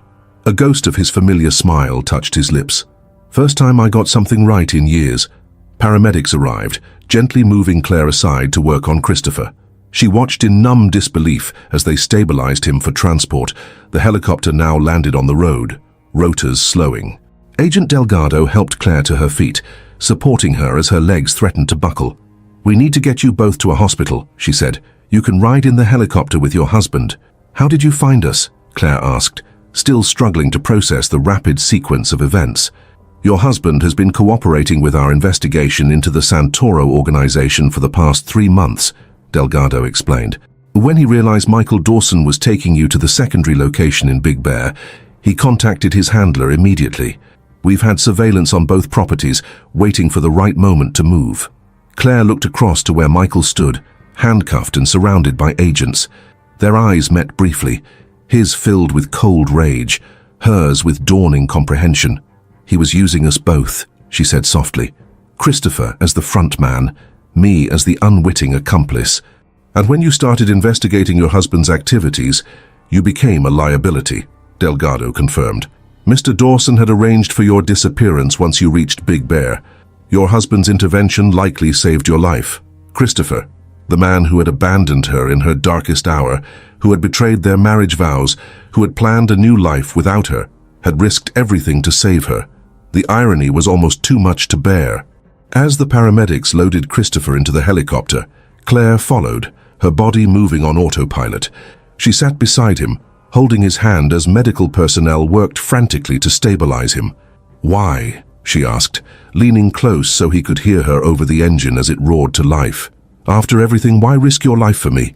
Christopher's eyes found hers, pain and medication making his gaze unfocused. "Because you were right," he said, each word clearly an effort. "About everything. What I did to you was unforgivable. This," he gestured weakly to his wound, "this doesn't make it right, but maybe it's a start."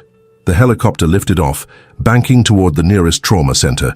Below, Claire caught a final glimpse of Michael being led to an FBI vehicle, his empire crumbling around him, just as he had orchestrated the fall of Christopher's. As the landscape blurred beneath them, Claire felt a strange sense of clarity emerging from the chaos. Everything she had believed about her marriage, about Michael's friendship, about the life she had built, all of it had been constructed on shifting sands, illusions that had crumbled when tested by crisis. Yet here, in this moment of ultimate truth, she found herself holding the hand of the man who had both betrayed and saved her, uncertain what the future held, but suddenly intensely aware of its precious fragility. Christopher's eyes fluttered closed, his breathing shallow but stable. The medical team worked efficiently around him, their quiet professionalism a stark contrast to the violence they had just escaped. "He's stable for now," one paramedic informed Claire. "But he's lost a lot of blood. The surgeons will be waiting when we land." Claire nodded, maintaining her grip on Christopher's hand. Whatever happened next, whether he survived or not, whether her cancer treatment succeeded or failed, nothing would ever be the same again. And perhaps, she thought as the helicopter sped toward an uncertain future, that was exactly as it should be. The rhythmic beeping of medical equipment created a hypnotic backdrop to the sterile quiet of the hospital room. Claire sat beside Christopher's bed, watching the steady rise and fall of his chest beneath the thin hospital blanket. 3 days had passed since the confrontation on the mountain road. 3 days of surgeries, FBI interviews, and moments of stark clarity amid the chaos. Christopher had survived the emergency surgery, the bullet having narrowly missed his heart, but collapsed his left lung and fractured 2 ribs. The doctors were cautiously optimistic about his recovery, though he remained heavily sedated, drifting in and out of consciousness. Claire's own condition had stabilized after the initial immunotherapy treatment, though fatigue and joint pain persisted as her body fought both the cancer and the powerful drugs meant to combat it. Dr. Patel had visited her here at Cedars-Sinai, arranging for her second treatment to be administered under the watchful eyes of the hospital's oncology team. "Mrs. Carter," Claire looked up to find Agent Delgado standing in the doorway, her professional demeanor softened by genuine concern. "The doctors tell me your husband's condition has improved," Delgado said, entering the room. "Yes," Claire confirmed, her voice rough from disuse. "They've reduced his sedation. He should be more coherent soon." Delgado nodded, pulling up a chair on the opposite side of Christopher's bed. "I know this isn't ideal timing, but we need to discuss next steps. The Santoro investigation has accelerated significantly since Mr. Dawson's arrest." "Have you located Victor Santoro?" Claire asked. "Not yet. He went underground as soon as the operation was compromised." Delgado's expression tightened with professional frustration. "But we've frozen most of the accounts connected to the Cabo development and arrested 3 of his key lieutenants. It's only a matter of time." Claire studied the FBI agent, assessing her reliability. In the past week, her trust had been so thoroughly shattered that caution now felt like the only reasonable response to any information. "What happens to Christopher?" she asked directly. "He was involved in Santoro's operation, regardless of his recent cooperation." Delgado leaned forward, her voice lowering slightly. "Your husband's situation is complicated. Yes, he facilitated money laundering through Carter Properties, knowingly or not initially. However, his cooperation has been instrumental in building our case against Santoro's organization. The U.S. Attorney's Office is considering a cooperation agreement that would significantly reduce any potential charges." "And what would that entail?" "Full disclosure of all information related to Santoro's operation, testimony against Michael Dawson and others involved, surrender of any assets derived from illegal activities." Delgado paused, her expression softening slightly. In return, he'd likely face minimal jail time, possibly even probation depending on the value of his continued cooperation. Claire absorbed this information, emotions warring within her. The man lying in this hospital bed had betrayed her trust profoundly, yet had also risked his life to save hers. How could she reconcile these 2 versions of Christopher? "And what about me?" she asked. "Where do I stand legally in all this?"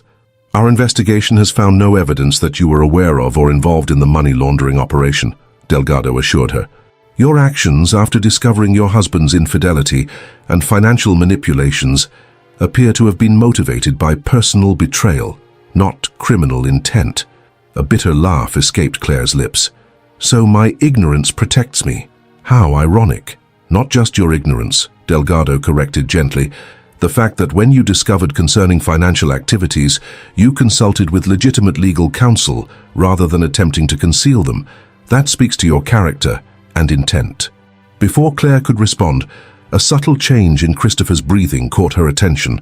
His eyelids fluttered, then opened slowly, confusion giving way to recognition as his gaze settled on her face.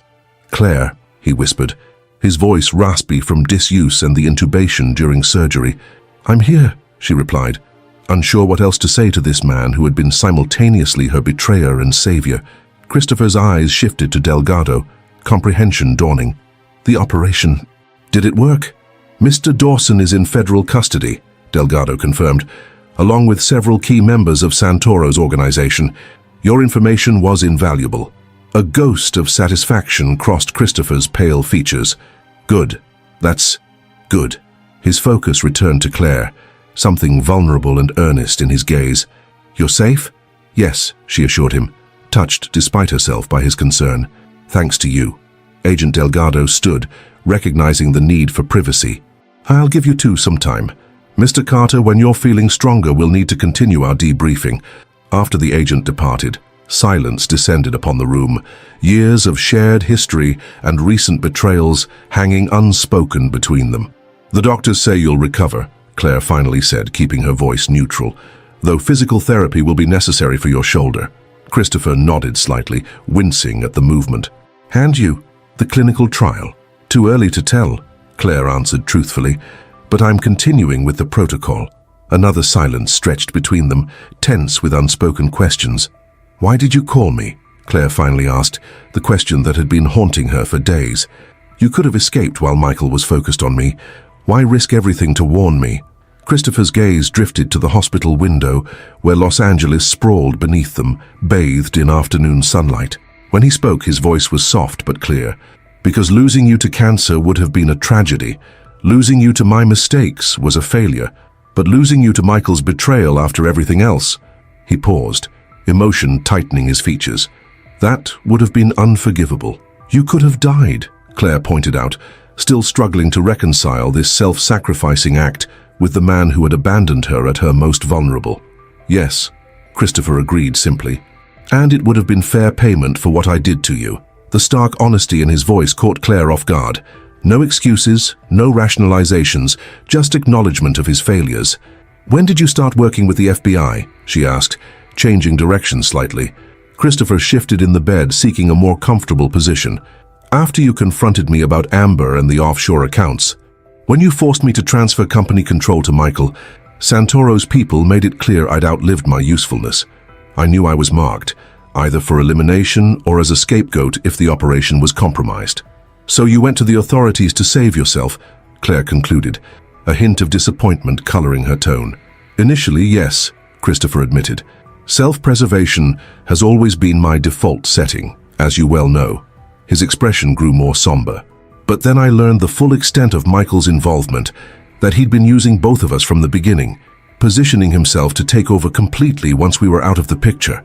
And that changed your motivation? Christopher's eyes met hers directly. It gave me a purpose beyond survival, a chance to do one thing right after so many wrongs. Claire studied him, searching for signs of the manipulative, self-serving man who had betrayed their marriage vows. Instead, she found someone she barely recognized, vulnerable, transparent, the armor of confidence and charm stripped away to reveal something raw underneath. I don't know what to do with this, she confessed. With you, with any of it. You don't have to decide anything now, Christopher said quietly, or ever if that's your choice. I forfeited any right to expectations when I left you facing cancer alone. The simple acknowledgement of his greatest betrayal, stated without defense or qualification, broke something loose in Claire's carefully guarded emotions. Why did you do it? She asked, the question that had tortured her for months finally emerging. Was it just Amber? Was I not enough anymore? Christopher closed his eyes briefly, pain that had nothing to do with his physical wounds crossing his features. When he opened them again, they shimmered with unshed tears.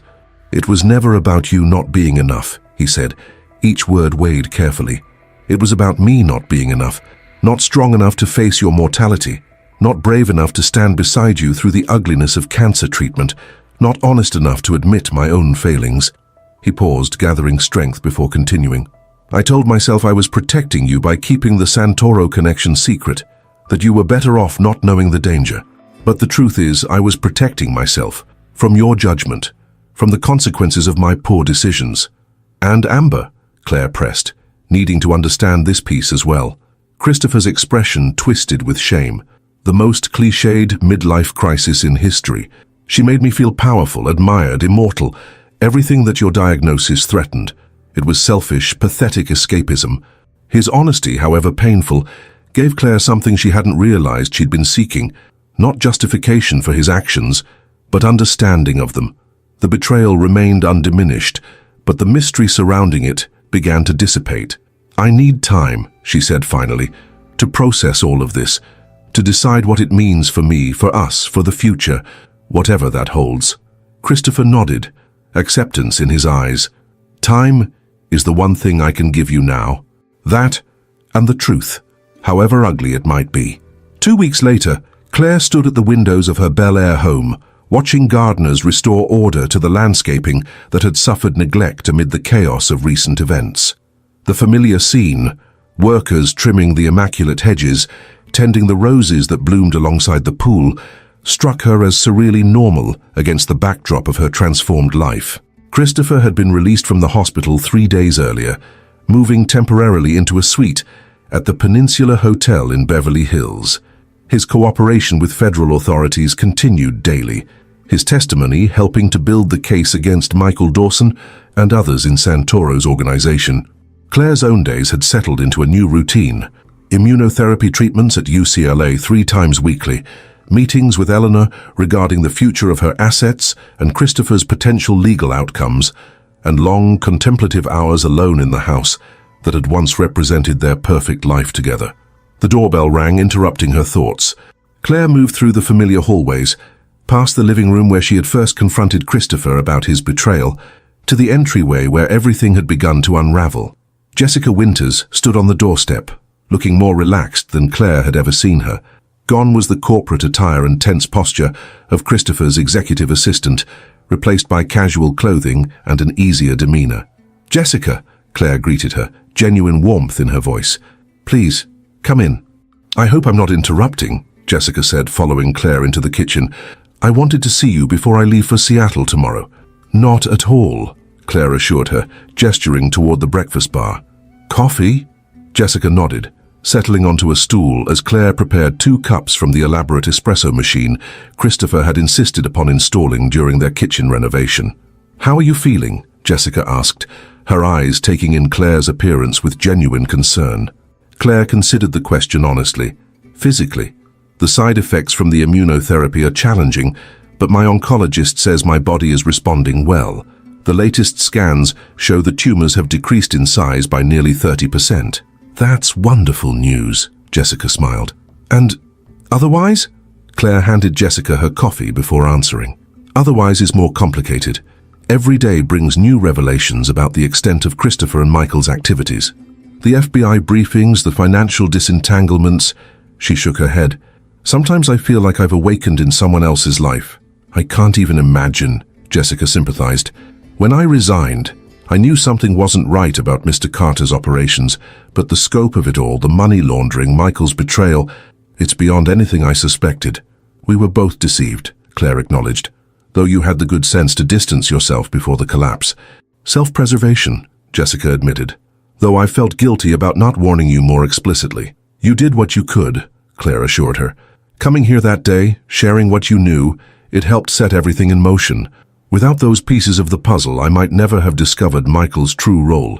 They sipped their coffee in companionable silence for a moment, 2 women united by their proximity to deception and their ultimate escape from it. "Have you spoken with Mr.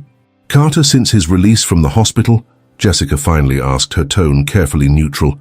"Briefly," Claire replied. "Phone calls, primarily about practical matters, his cooperation agreement with the federal prosecutors, the future of Carter Properties' legitimate assets, arrangements for him to collect more of his belongings. Not about personal matters." Claire's gaze drifted to the garden beyond the kitchen windows. "Those conversations feel premature. I'm still reconciling the man who betrayed me with the man who saved my life." "May I speak candidly?" Jessica asked hesitantly. "Please." Jessica set her coffee cup down, choosing her words carefully. "I worked closely with Mr. Carter for 7 years. I saw his flaws, the ego, the ethical compromises, the ability to compartmentalize uncomfortable truths.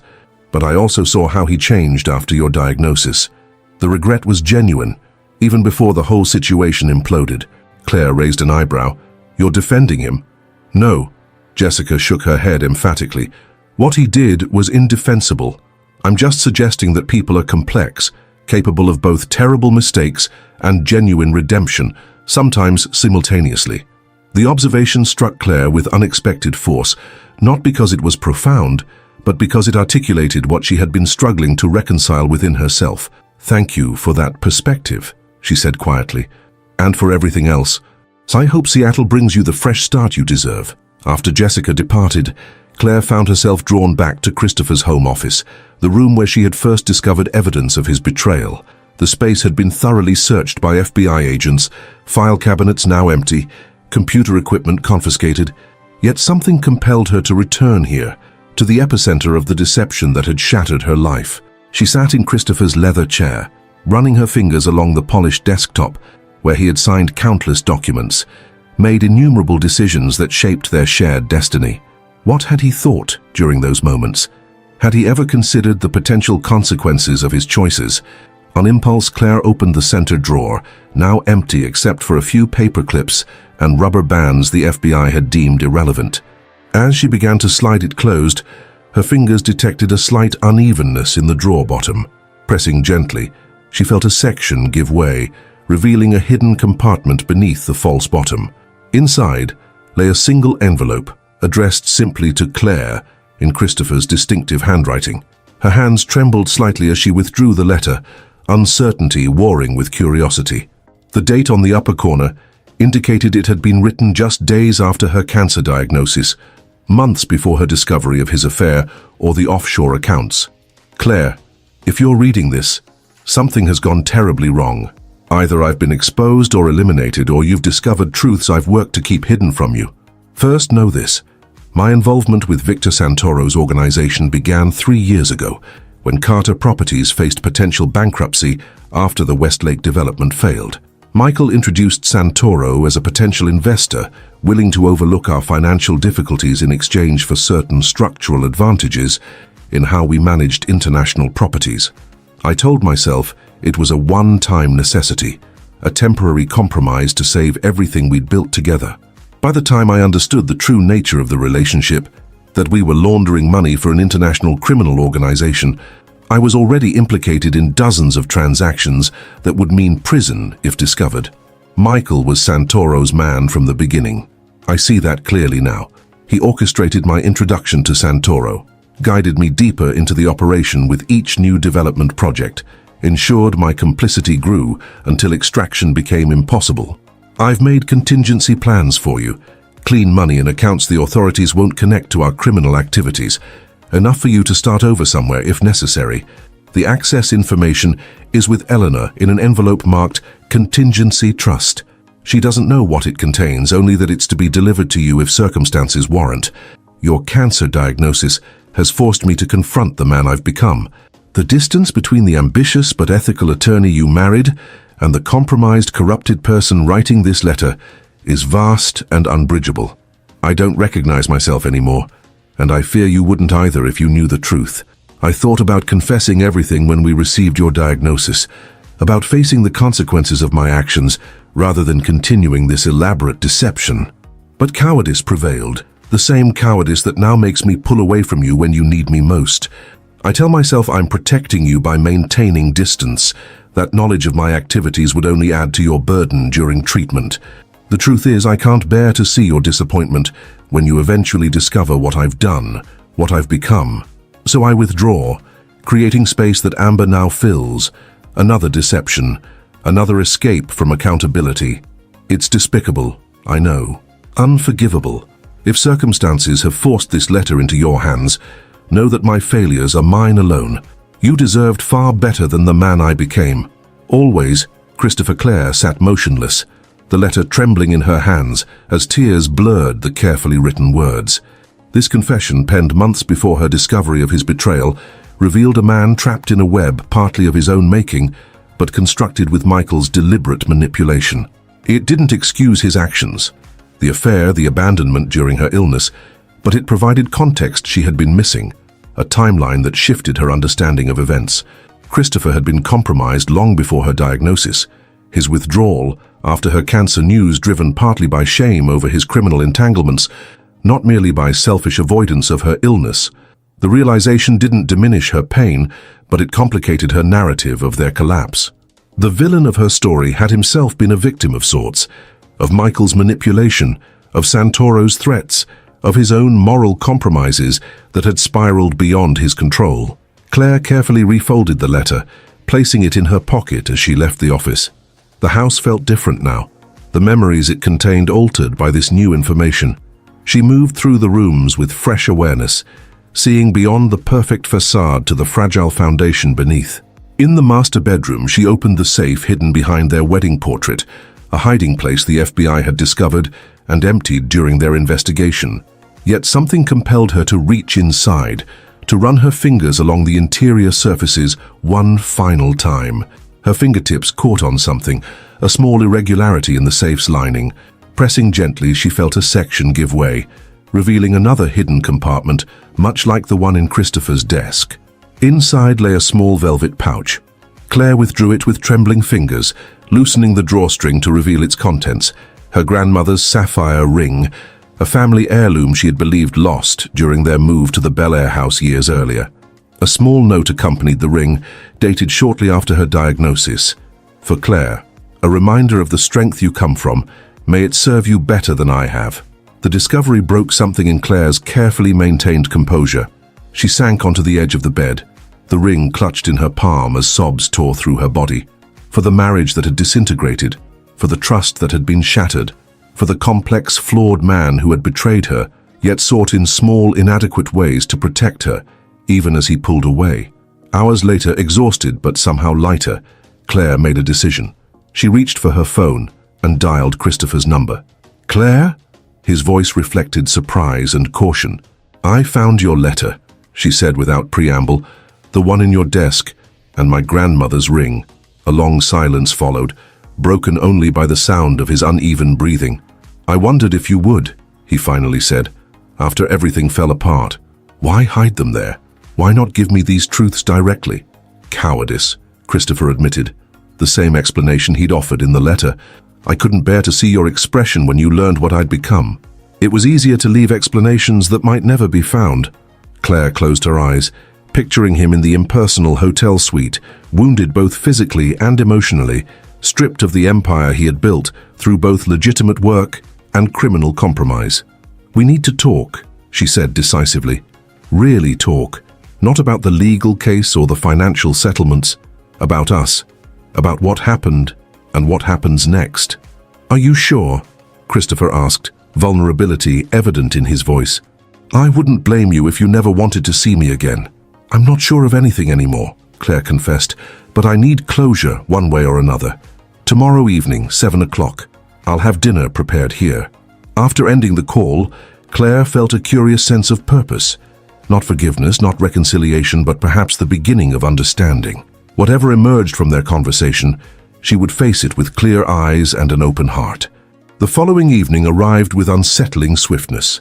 Claire had spent the day in careful preparation, not just of the meal, catered by Christopher's favorite Italian restaurant, but of herself.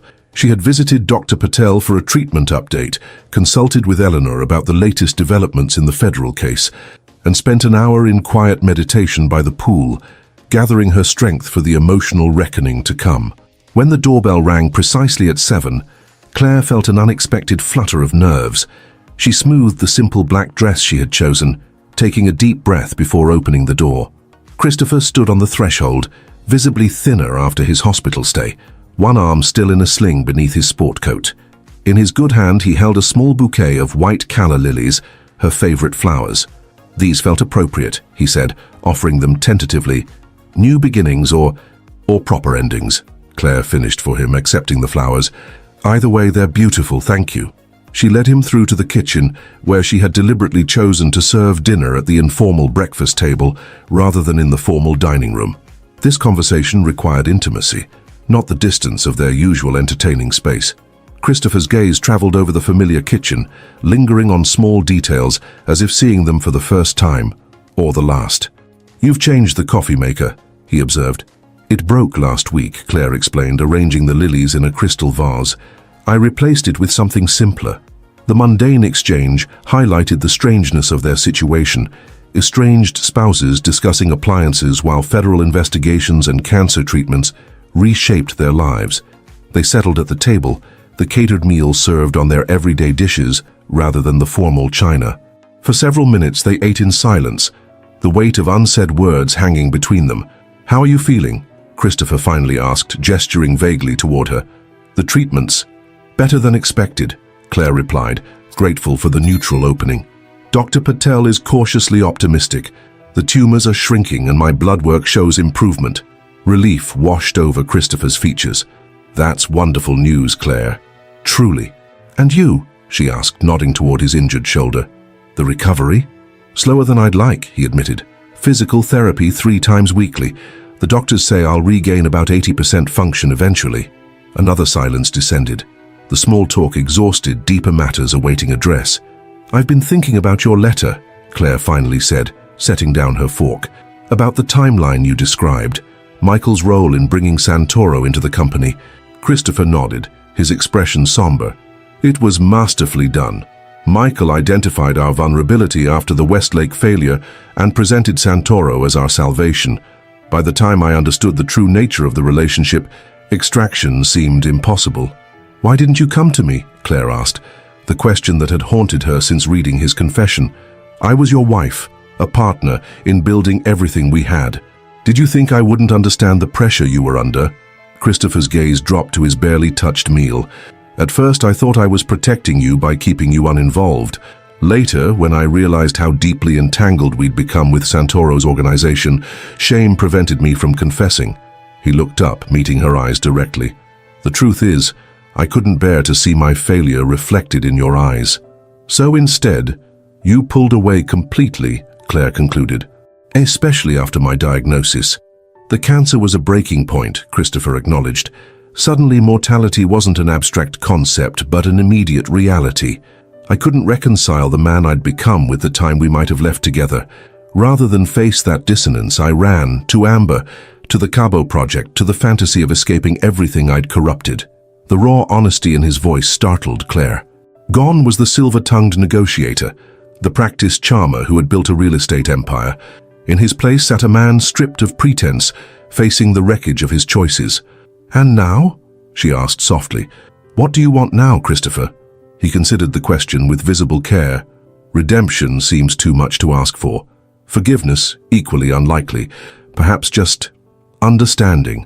A recognition that while my choices were unforgivable, they came from complicated places. "And us? What do you want for us?" Christopher's expression shifted, vulnerability replacing resignation. "What I want doesn't matter, Claire. This conversation isn't about my desires, but about your needs." "What do you want?" The question caught her off guard, not because it was unexpected, but because she had been avoiding its answer even in the privacy of her own thoughts. "I don't know," she admitted, the simple truth freeing in its honesty. "For months, my focus narrowed to survival, fighting cancer, then unraveling your deceptions, then escaping Michael's betrayal. I haven't allowed myself to consider what comes after." Christopher nodded, acceptance in his eyes. "That's fair. You've been in crisis mode since your diagnosis, with each new revelation adding to the burden. Take whatever time you need." His understanding, so at odds with the selfish man who had abandoned her, awakened a confusing tangle of emotions in Claire's chest. "Why did you save me?" she asked abruptly, returning to the question that had haunted her since the mountain confrontation. "You could have escaped, started over with the clean money you'd hidden. Instead, you risked everything to protect me from Michael."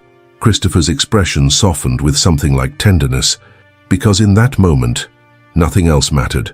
Not survival, not freedom, not the future. Just ensuring that my greatest failure, abandoning you when you needed me most, didn't lead to your destruction. The simple truth of his answer broke through Claire's carefully maintained defenses. Tears welled in her eyes, escaping despite her efforts to contain them. "I hated you," she whispered, her voice ragged with emotion. "When I discovered Amber, the offshore accounts, your plans to leave, I hated you with an intensity that terrified me." "You had every right," Christopher acknowledged, pain evident in his features. "But then you saved me," Claire continued, struggling to articulate the complexity of her feelings. "You took a bullet meant for me. You sacrificed yourself for someone you had already betrayed. And now," she gestured helplessly, "now I don't know what to feel, what to think, how to reconcile these contradictory truths about who you are." Christopher reached across the table with his good hand, hesitating just short of touching her. "Maybe we don't need to reconcile them. Maybe complex, contradictory truths are all we get in this life. People who fail terribly, yet still contain the capacity for sacrifice. Relationships that shatter, yet leave lasting value." His words resonated with unexpected clarity. Claire found herself nodding slowly, recognizing wisdom in his perspective. "The future feels so uncertain," she confessed. "My prognosis, your legal situation, the aftermath of everything that's happened. I can't see a clear path forward." "Perhaps clarity is overrated," Christopher suggested gently. "Perhaps the path only reveals itself one step at a time." Claire studied him across the table. This man she had loved, hated, and now viewed through a lens of complicated understanding. "And what would the first step look like?" she asked. Christopher considered the question carefully. "Coffee," he finally said. "Not dinner with all its weight and expectation, just coffee somewhere neutral. Conversation without agenda, small steps toward whatever comes next." The simplicity of the suggestion brought an unexpected smile to Claire's lips. "Coffee," she repeated. "That sounds possible."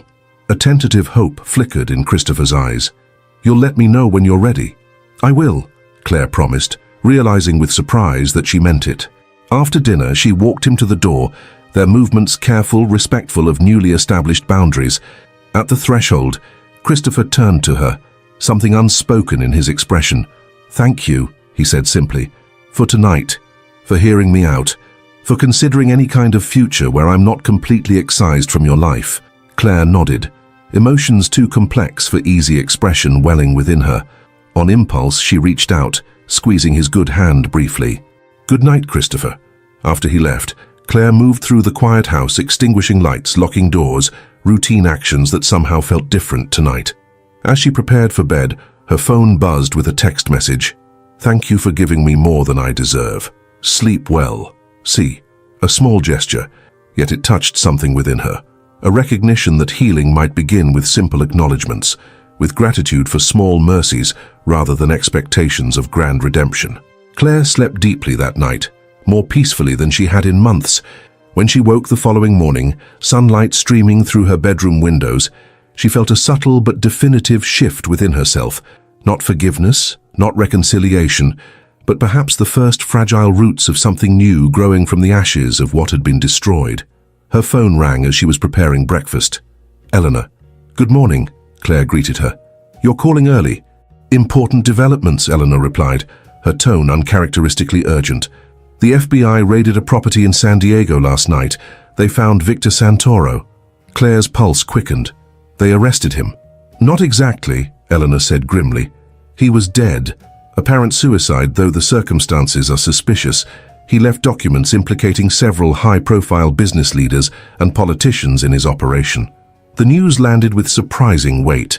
Santoro, the shadowy figure whose criminal enterprise had entangled Christopher and Michael, whose influence had indirectly shattered Claire's life, was gone. "There's more," Eleanor continued. "Michael Dawson has offered a comprehensive plea deal, full disclosure of the entire operation in exchange for witness protection. His testimony implicates Christopher in activities beyond what he's already admitted to federal prosecutors." Claire sank onto a kitchen stool, processing this new complication. "How bad?" "Potentially very bad," Eleanor confirmed. "If Michael's claims are substantiated, Christopher's current cooperation agreement could be invalidated. He could face significant prison time." "But Christopher has been cooperating fully," Claire protested. "The FBI confirms his information has been invaluable." "Yes, but Michael is alleging that Christopher has withheld key details about his role in the operation. Specifically, that he was not merely a frontman manipulated by others, but an active, knowing participant who helped design the money laundering structure." The contradiction between this allegation and Christopher's account of events, both in person and in his hidden letter, created a fresh wave of uncertainty. Had he been truthful about his limited role, his manipulation by Michael and Santoro? Or was this yet another layer of deception? "What does Christopher say about Michael's allegations?" Claire asked, fighting to maintain her equilibrium amid this new challenge. "His attorney denies everything," Eleanor replied, "but the prosecutors are naturally skeptical. They're requesting a meeting with Christopher tomorrow to address the discrepancies." After ending the call, Claire stood motionless in her kitchen, the breakfast she had been preparing forgotten. Just when a path forward had begun to emerge, tentative coffee dates, careful conversations, the possibility of understanding if not reconciliation, the ground had shifted once again. Her phone buzzed with a text from Christopher. "Just heard from my attorney about Michael's allegations. I need to speak with you. These claims are false. A final betrayal from someone who's already taken so much from us both. Please call when you can." Claire stared at the message, uncertainty flooding back. Who was telling the truth? Christopher, who had already deceived her so profoundly? Or Michael, who had orchestrated the entire criminal enterprise while posing as their loyal friend? The clarity she had felt upon waking dissolved, replaced by the familiar fog of doubt and suspicion. The fragile trust she had begun to rebuild with Christopher now balanced on a knife's edge, threatened by allegations that could either represent Michael's final act of manipulation or Christopher's continued deception. Coffee suddenly seemed inadequate, a naive response to a situation that remained more complicated, more perilous than she had allowed herself to acknowledge. Claire set her phone aside without responding to Christopher's message. Whatever truth emerged from tomorrow's meeting with federal prosecutors would shape their path forward. if indeed any path remained that didn't lead to Christopher's imprisonment and her own isolation. The false resolution of their dinner conversation, the tentative hope it had kindled, now revealed itself as premature. The real climax of their story had yet to unfold. The United States Attorney's Office for the Central District of California occupied several floors of a gleaming downtown Los Angeles federal building. Claire sat in a small conference room on the 10th floor, the city sprawling beneath leaden skies through floor-to-ceiling windows. Across from her, Eleanor reviewed documents with practiced efficiency, occasionally making notes in the margins. "Are you certain you want to be here for this?" Eleanor asked, glancing up from her papers. "Christopher's legal team is perfectly capable of handling these allegations without your presence." Claire smoothed the sleeve of her charcoal suit, armor she had chosen carefully for this confrontation. "I need to hear it for myself. All of it." Eleanor studied her with concern. "The prosecutors may not be gentle. They believe Christopher has been withholding information, despite his cooperation agreement." "I've faced worse recently," Claire replied with quiet certainty. The door opened, and Assistant U.S. Attorney Rebecca Martinez entered, flanked by 2 FBI agents, Agent Delgado, whom Claire recognized from the mountain operation, and a male agent she hadn't met. "Mrs. Carter," Martinez greeted her, professional but not unkind. "Thank you for coming, though I should clarify that this meeting is primarily with your husband and his legal counsel." "I understand," Claire replied. "I'm here as an observer, nothing more." Martinez nodded, setting down a thick folder of documents. "Mr. Carter and his attorney should arrive momentarily. In the meantime, may I get you anything? Water? Coffee?" "No, thank you," Claire declined, maintaining her composure despite the tension coiling in her stomach. The door opened again to admit Christopher and his attorney, Lawrence Goldstein, a veteran defense lawyer known for handling high-profile white-collar cases. Christopher's appearance shocked Claire slightly. In the 2 days since their dinner, he seemed to have aged visibly, dark circles beneath his eyes, his normally impeccable appearance showing subtle signs of neglect. His gaze found Claire immediately, surprise and something like gratitude flickering across his features. He hadn't known she would attend. "Mrs. Carter," he acknowledged with a formal nod, respecting the professional context despite their personal history. "Mr.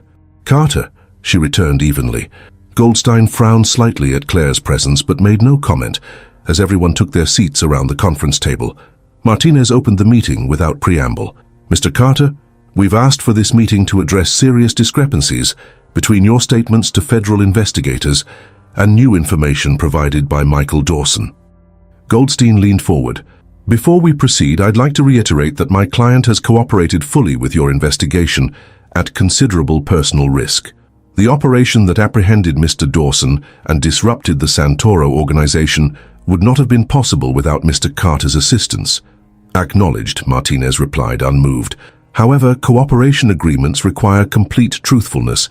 We have reason to believe Mr. Carter has been selectively forthcoming."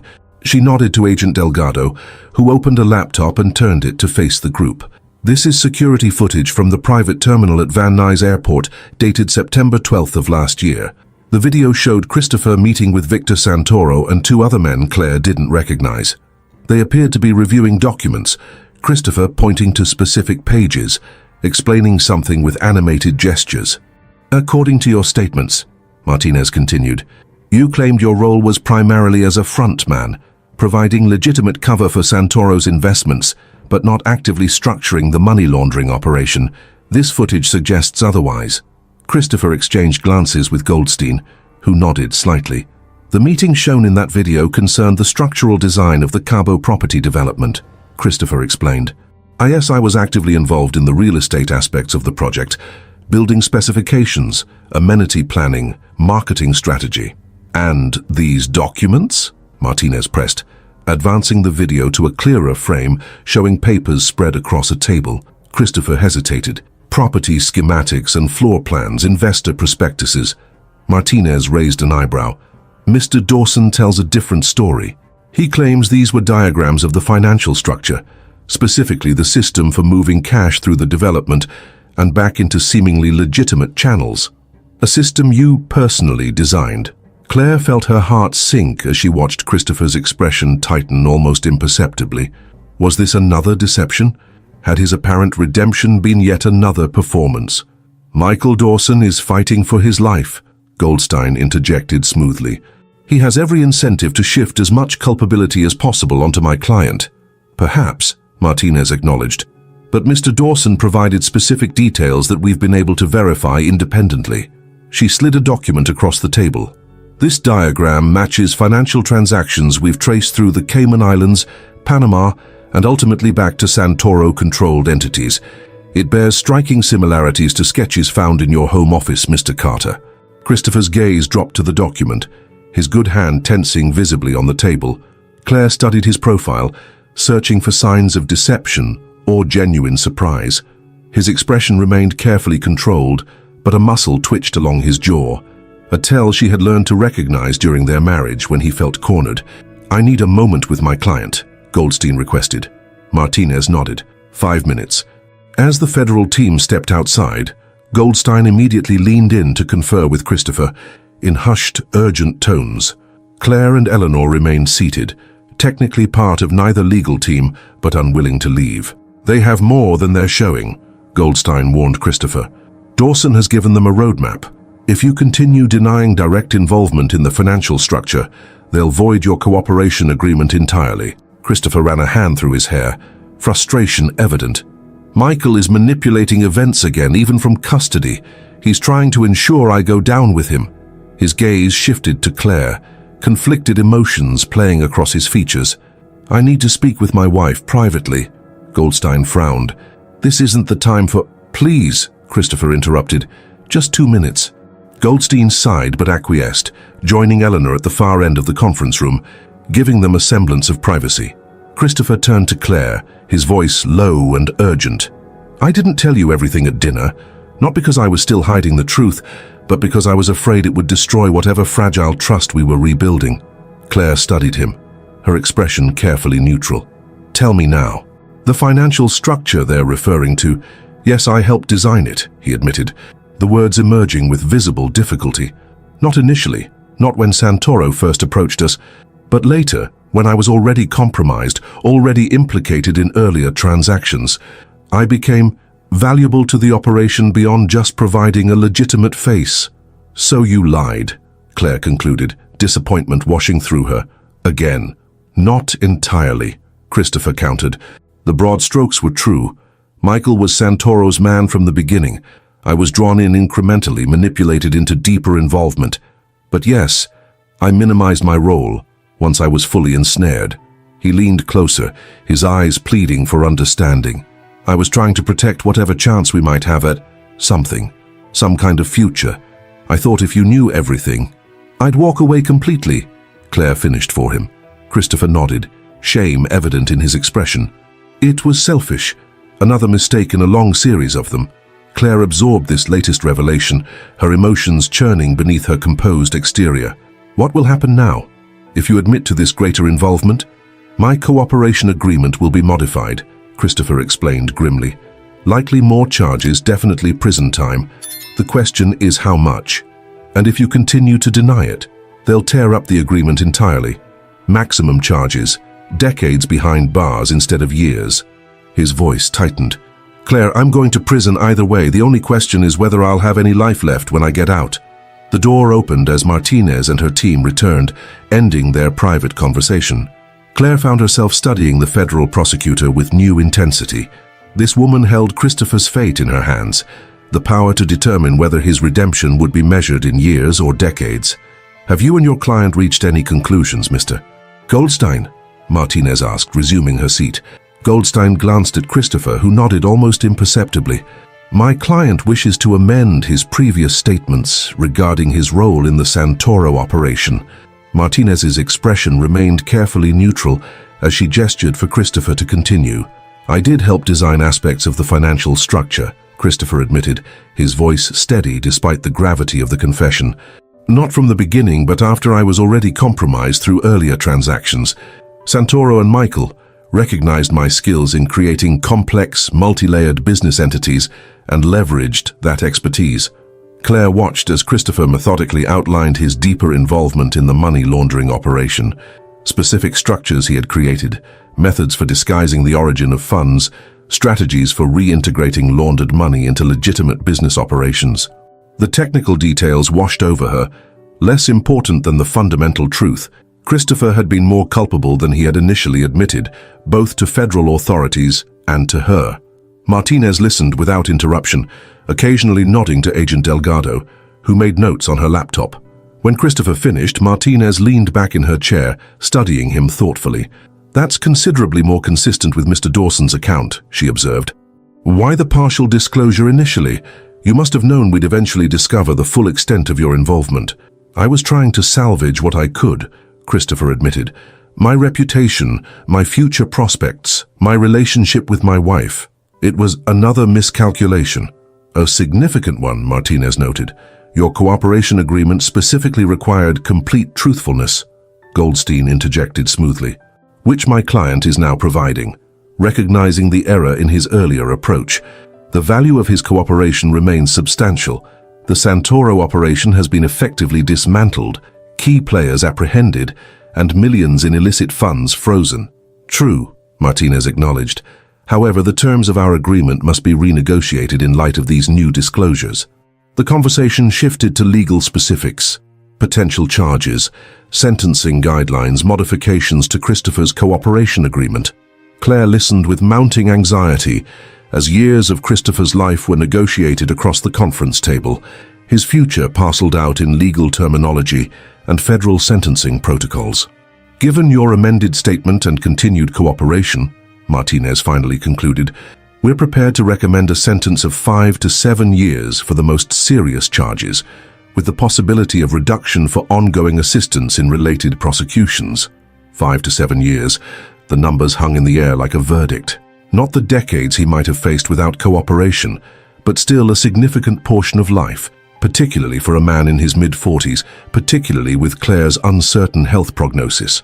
"We'll need time to review the modified agreement," Goldstein replied, "but preliminary terms appear workable." Martinez nodded, gathering her documents. "We'll have the paperwork prepared by tomorrow morning. Mr. Carter will need to appear before Judge Hernandez next week for formal plea entry." As the meeting concluded, Claire remained seated, processing the implications of what she had witnessed. Christopher would go to prison, not a theoretical possibility, but an impending reality. The man who had betrayed her, then saved her life, would pay for his crimes in years that could have been theirs together, had different choices been made.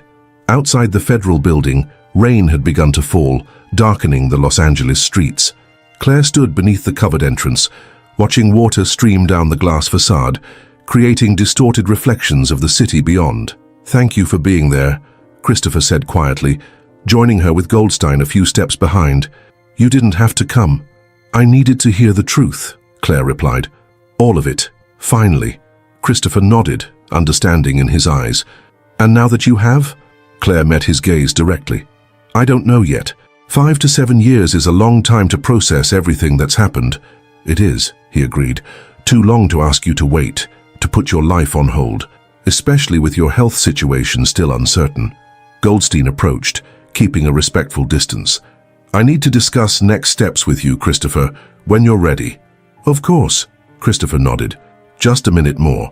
As Goldstein retreated to give them privacy, Christopher turned back to Claire, rain misting around them at the edge of the covered entrance. "Our coffee date will have to wait, it seems." A small, sad smile touched Claire's lips at the reference to their tentative plans from dinner. "Apparently," Christopher hesitated, then reached into his jacket pocket, withdrawing a small envelope. "I was going to give you this at our next meeting. Now seems more appropriate." Claire accepted the envelope cautiously. "What is this?" "Information about the contingency trust I mentioned in my letter," Christopher explained. "Entirely clean assets, established before any involvement with Santoro, with no connection to Carter Properties. Enough to ensure your financial security regardless of what happens with the federal case or your medical treatments." Claire stared at the envelope, emotions conflicting within her. "I don't know if I can accept this." "It's not a gift," Christopher clarified gently. "It's your money too, derived from legitimate projects we built together in the early years, investments that succeeded through your legal expertise as much as my development skills.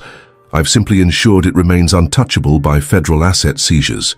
Before Claire could respond, Goldstein approached again, his expression apologetic but insistent. "Christopher, we really need to prepare for tomorrow's agreement signing." Christopher nodded, turning back to Claire with unspoken questions in his eyes. "Will you—" he began, then stopped, seemingly unsure how to frame what he wanted to ask. "I don't know," Claire answered honestly, intuiting his question about their future contact. "I need time to process everything, to decide what this all means for me, for us." Understanding and resignation mingled in Christopher's expression. "Of course." He hesitated, then added, "Whatever you decide, Claire, know that saving your life was the one thing I got right in all of this. Whatever happens next, I'll never regret that."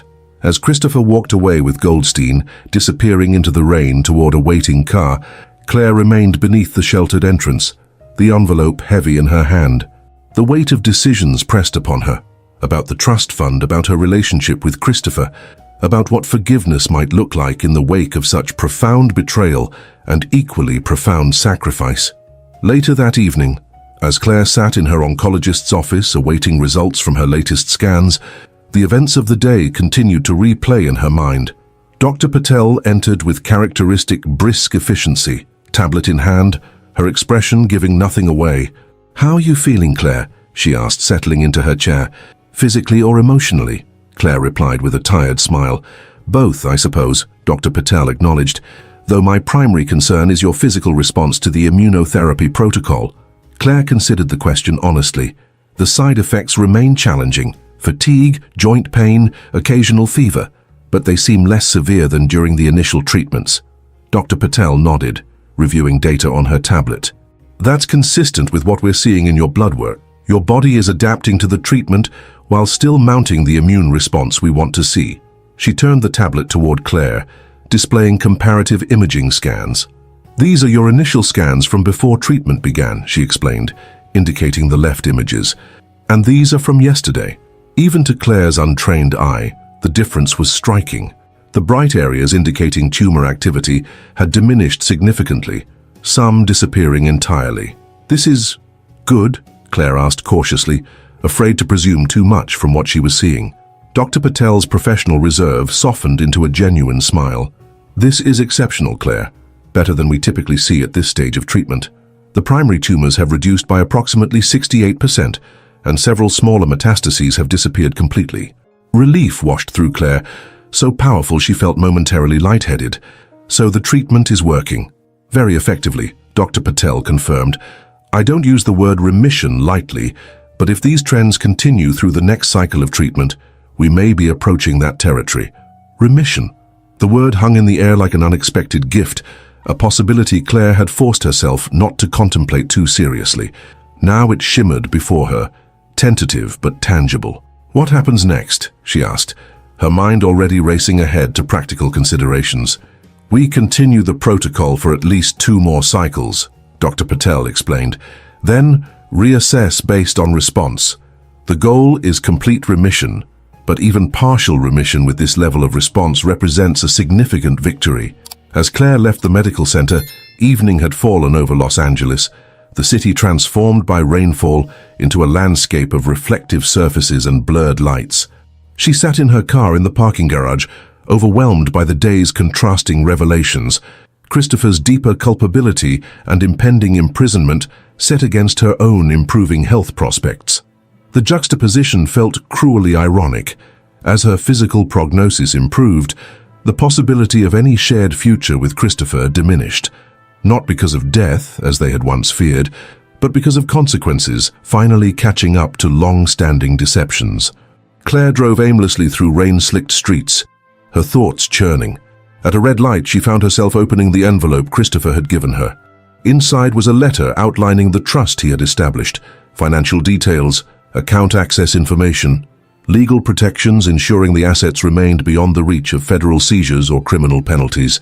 The amount staggered her, far more than she had imagined, enough to ensure complete security regardless of medical costs or future uncertainties. Christopher had quietly transferred these assets years earlier, it appeared. Not recently as his legal troubles mounted, but systematically over time, creating a safety net she hadn't known existed. At the bottom of the document, a handwritten note in Christopher's distinctive script. This doesn't begin to repay what I've taken from you. Trust, security, peace of mind. But perhaps it offers freedom to choose your path forward without financial concerns complicating already difficult decisions. No manipulation, no plea for forgiveness or reconciliation, just practical support offered without expectations.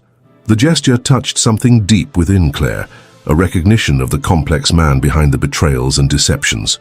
On impulse, she dialed Eleanor's number. "I just left Dr. Patel's office," Claire said when her attorney answered. "The treatment is working, Eleanor. Better than expected."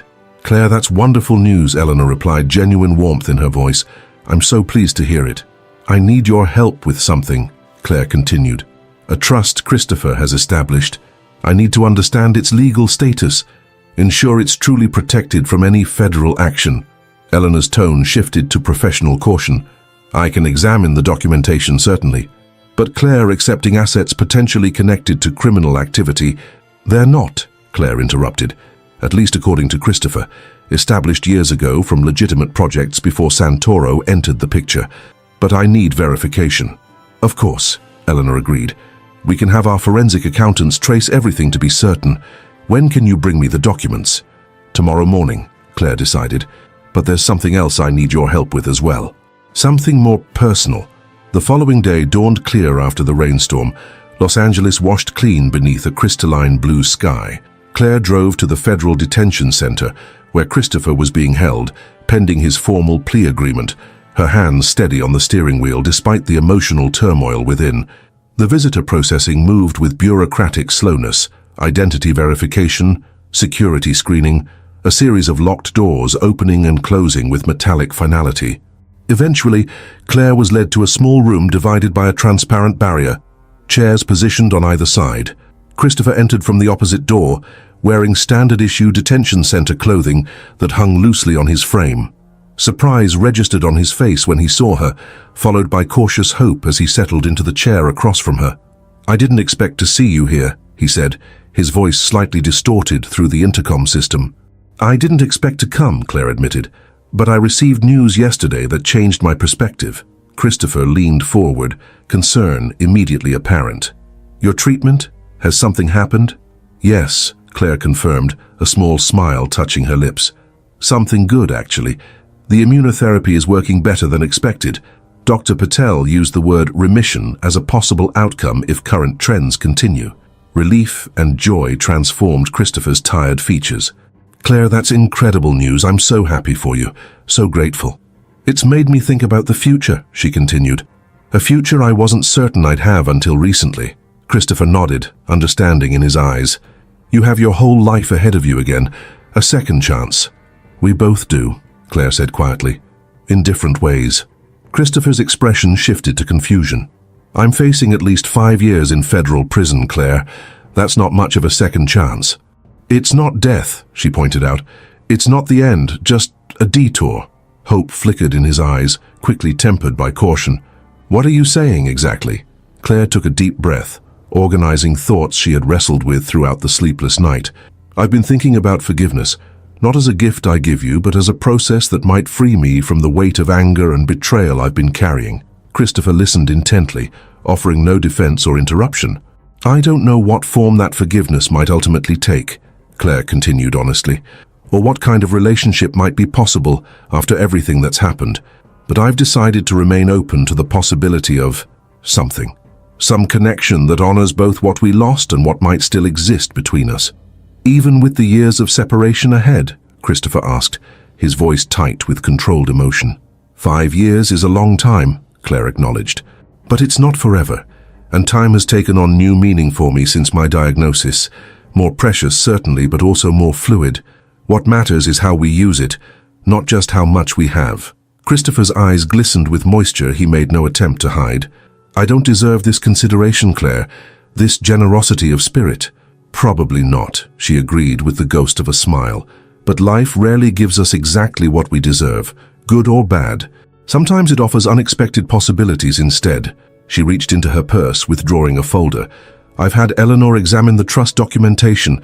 Everything appears legitimate. Clean money from verifiable sources, properly established years before any criminal activity. I've decided to accept it, with one modification. Christopher raised an eyebrow in question.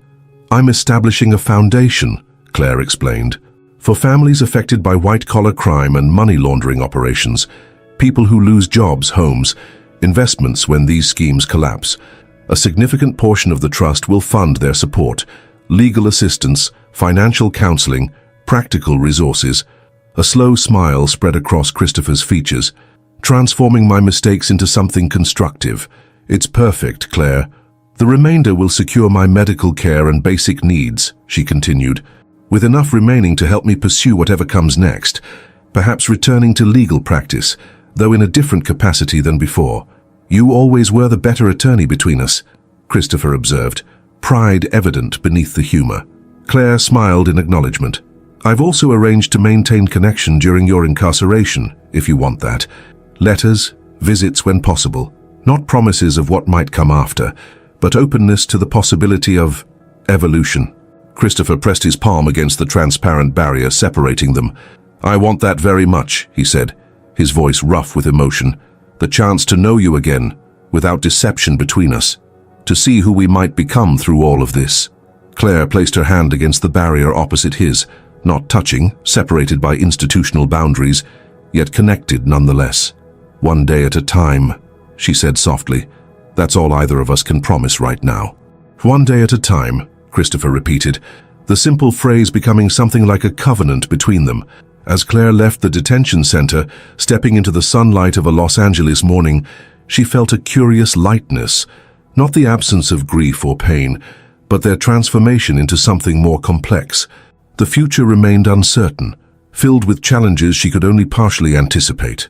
Her ongoing cancer treatment, Christopher's imprisonment, the long process of rebuilding trust that might never fully restore what had been broken. Yet possibility existed within that uncertainty, the possibility of healing, of growth, of connections that honored the past without being imprisoned by it. Claire had entered this crisis as one person and would emerge as another, stronger in broken places, wiser through painful lessons, more compassionate through suffering.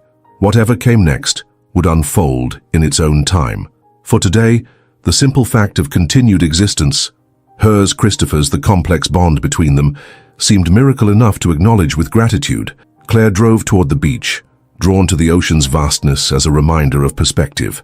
Standing at the shoreline, waves washing over her bare feet, she breathed deeply of salt air and possibility.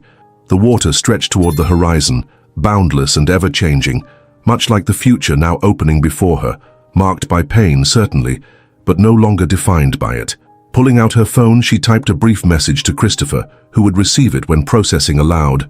"The ocean reminds me that nothing stays the same forever. Tides change, storms pass. What matters is remaining open to whatever washes up on shore next."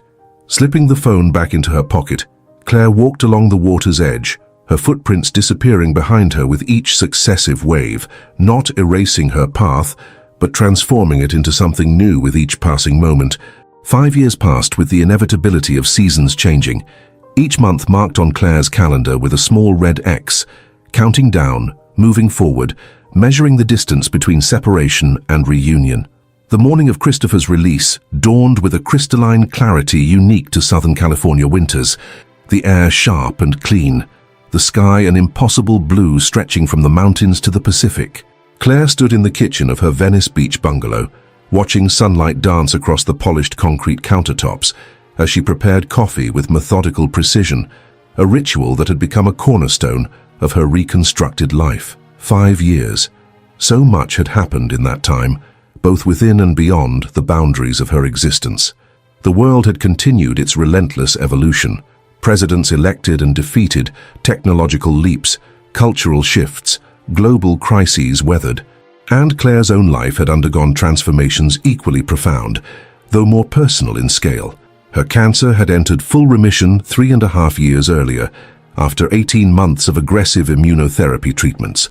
Dr. Patel had delivered the news with uncharacteristic emotion, embracing Claire in the sterile examination room where they had weathered so many difficult conversations. "We don't use the word cured with your type of cancer," Dr. Patel had cautioned. "But 5 years without recurrence approaches functional cure territory.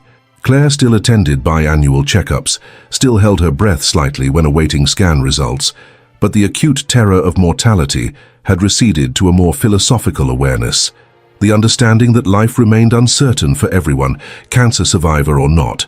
The Carter Properties scandal had faded from headlines, supplanted by fresher controversies and newer falls from grace.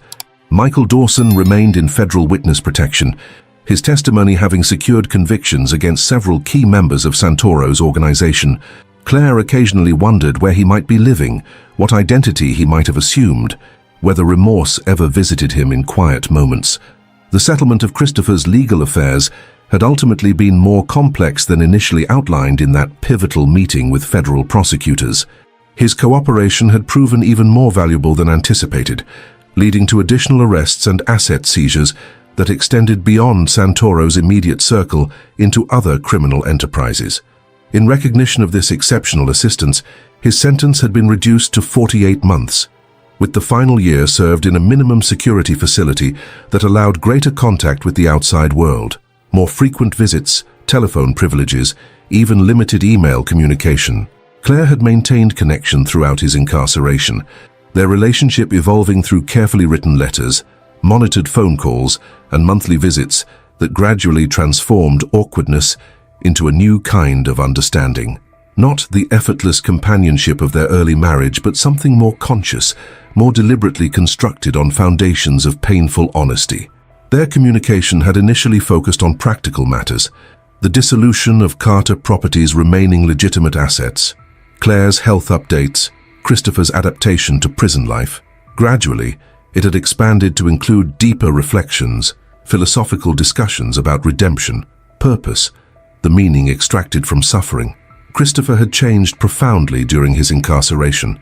The polished corporate persona had been stripped away, revealing something more authentic beneath, sometimes vulnerable, occasionally bitter, but increasingly thoughtful as he reckoned with the consequences of his choices. He had begun mentoring younger inmates, particularly those convicted of financial crimes, helping them understand the ripple effects of their actions beyond immediate victims. Eventually, this informal guidance evolved into an official role with a prison education program, teaching business ethics and financial literacy with the unique perspective of someone who had violated both. Claire's own evolution had been equally significant. After recovering from her treatments, she had redirected her legal expertise toward the foundation she had established, the Carter Justice Project, which provided support to families affected by white-collar crime. What began as a personal mission of redemption had grown into a nationally recognized organization, with satellite offices in New York, Chicago, and Miami. The irony wasn't lost on her. The wealth that had once represented their perfect life, built partly on deception, now funded work that brought genuine healing to others harmed by similar deceptions. Transformation, not merely restoration, had become her guiding principle. Claire's phone chimed with a text message from Eleanor. "Everything set for today. Call if you need anything. Proud of you, my friend." A smile touched Claire's lips as she replied with quick thanks. Eleanor had been a constant through these years of rebuilding, offering legal guidance, yes, but also the steady friendship that had sustained Claire through her darkest moments. Now in her 70s, Eleanor had officially retired from Westwood Blackwell, but remained actively involved in the Carter Justice Project as board chairperson. Claire glanced at the kitchen clock, 9:17 a.m.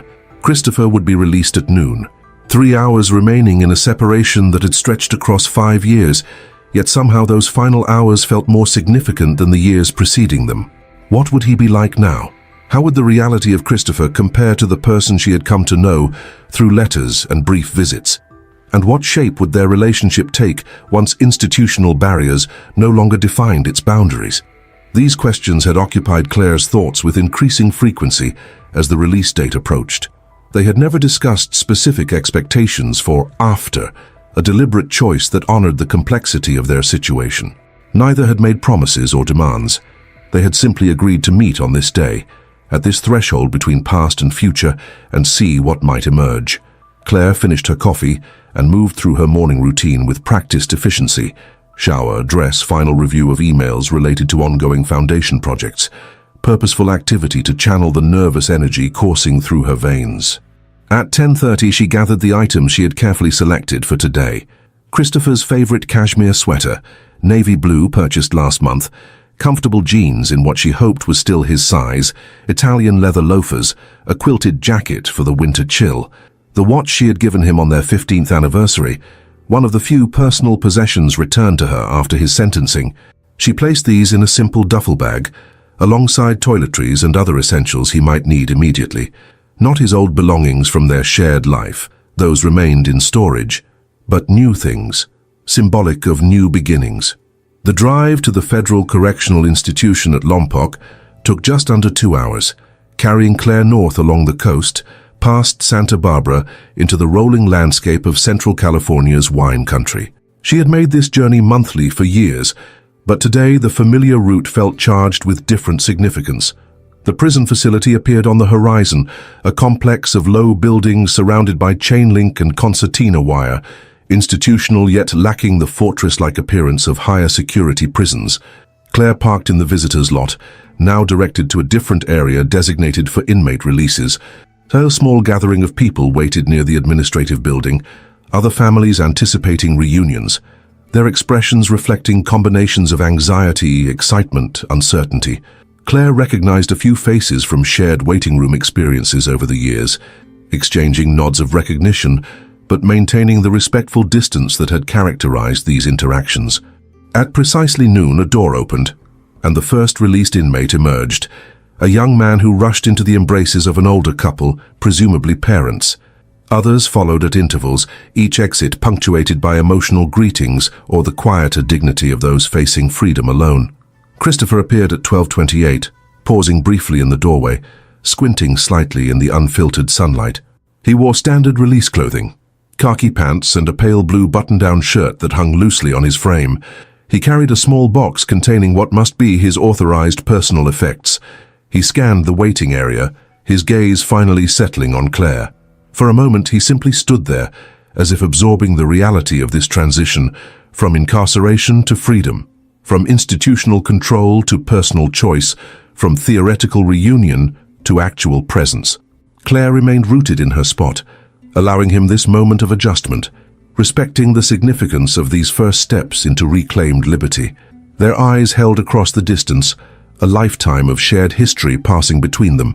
The young lawyers who had fallen in love at Stanford, the power couple who had built an empire, the estranged spouses who had weathered betrayal, the complicated individuals who had maintained connection through extraordinary circumstances. Christopher moved toward her finally, his gait slightly hesitant, his expression a complex mixture of emotions too intertwined to separate. "Claire," he said simply when he reached her, her name containing everything else left unspoken. "Welcome back," she replied, her voice steadier than she had anticipated. They regarded each other with careful attention, cataloging changes time had etched upon familiar features.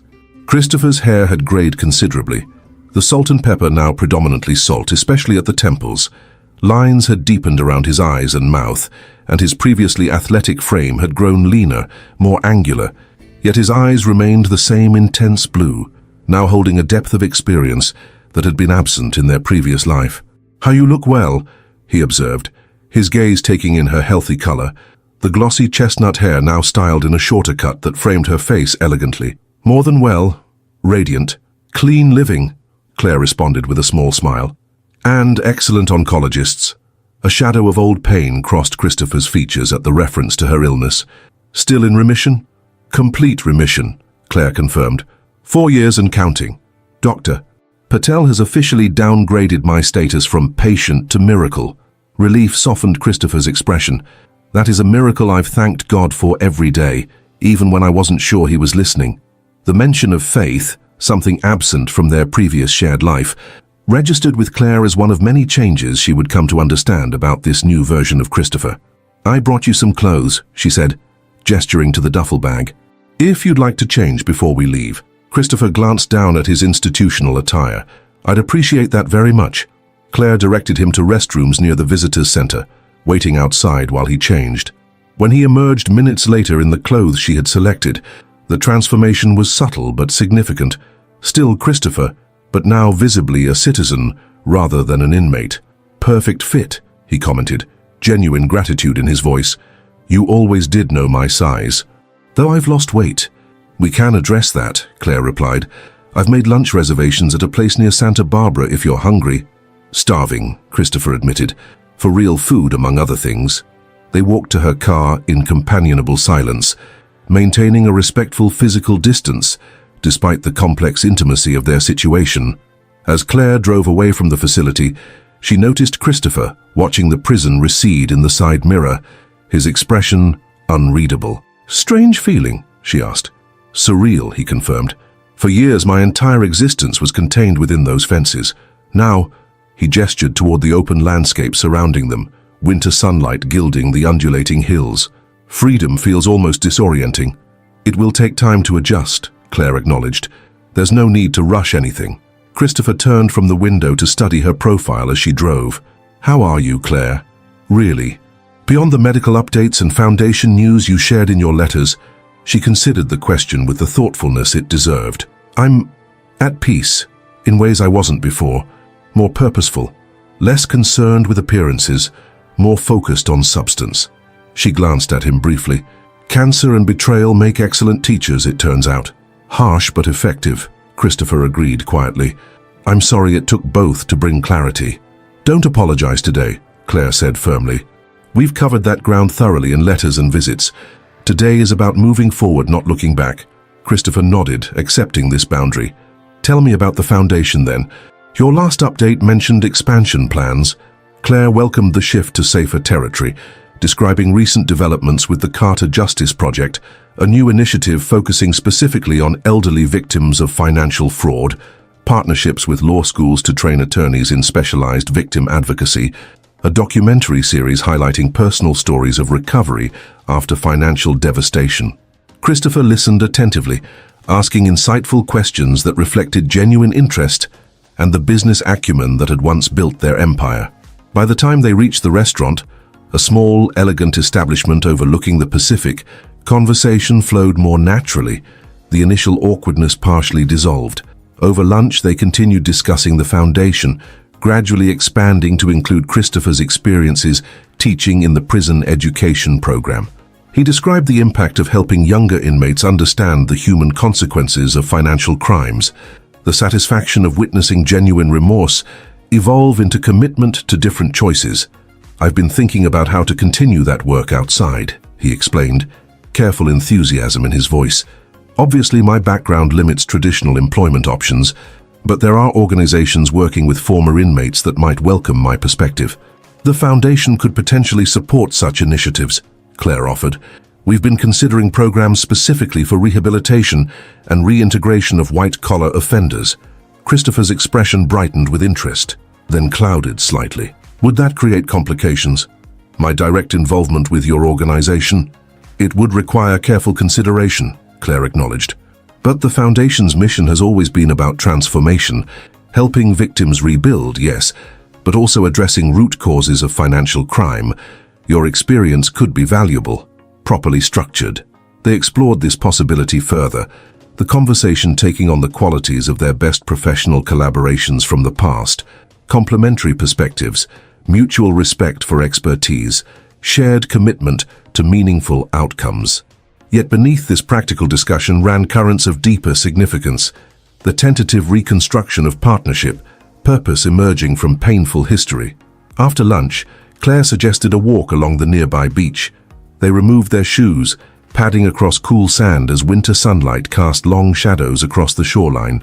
Gulls wheeled overhead, their cries punctuating the rhythmic wash of waves against the shore. "I've missed this," Christopher said, gesturing toward the ocean. "Open spaces, natural beauty not confined by fences or schedules. The simplest freedoms become the most precious when lost," Claire observed. Christopher nodded, slowing his pace to watch a sandpiper darting along the water's edge. "I've had ample time to consider what matters most, what I would do differently given another chance." "And what conclusions did you reach?" Claire asked, genuinely curious about his reflections after 5 years of confinement and contemplation. Christopher considered his response carefully. "That success means nothing without integrity, that no achievement justifies compromising essential values, that relationships matter more than accomplishments." He glanced at her. "Things you understood intuitively, but I had to learn through catastrophic failure." Everyone's path to wisdom differs, Claire said. Mine came through illness and betrayal, yours through consequences and confinement. The important thing is that we both arrived somewhere more authentic than where we began. They walked in silence for several minutes, adjusting to this new honesty between them. Neither the performative perfection of their previous marriage, nor the institutional constraints of prison visits, but something more genuine, more carefully considered. "Where do we go from here, Claire?" Christopher finally asked, giving voice to the question that hovered between them. "I've been careful not to presume anything about our future, not to burden you with expectations during my incarceration. But now that I'm free," Claire had anticipated this question, had rehearsed various responses, yet found herself setting aside prepared answers in favor of spontaneous truth. "I don't know exactly," she admitted.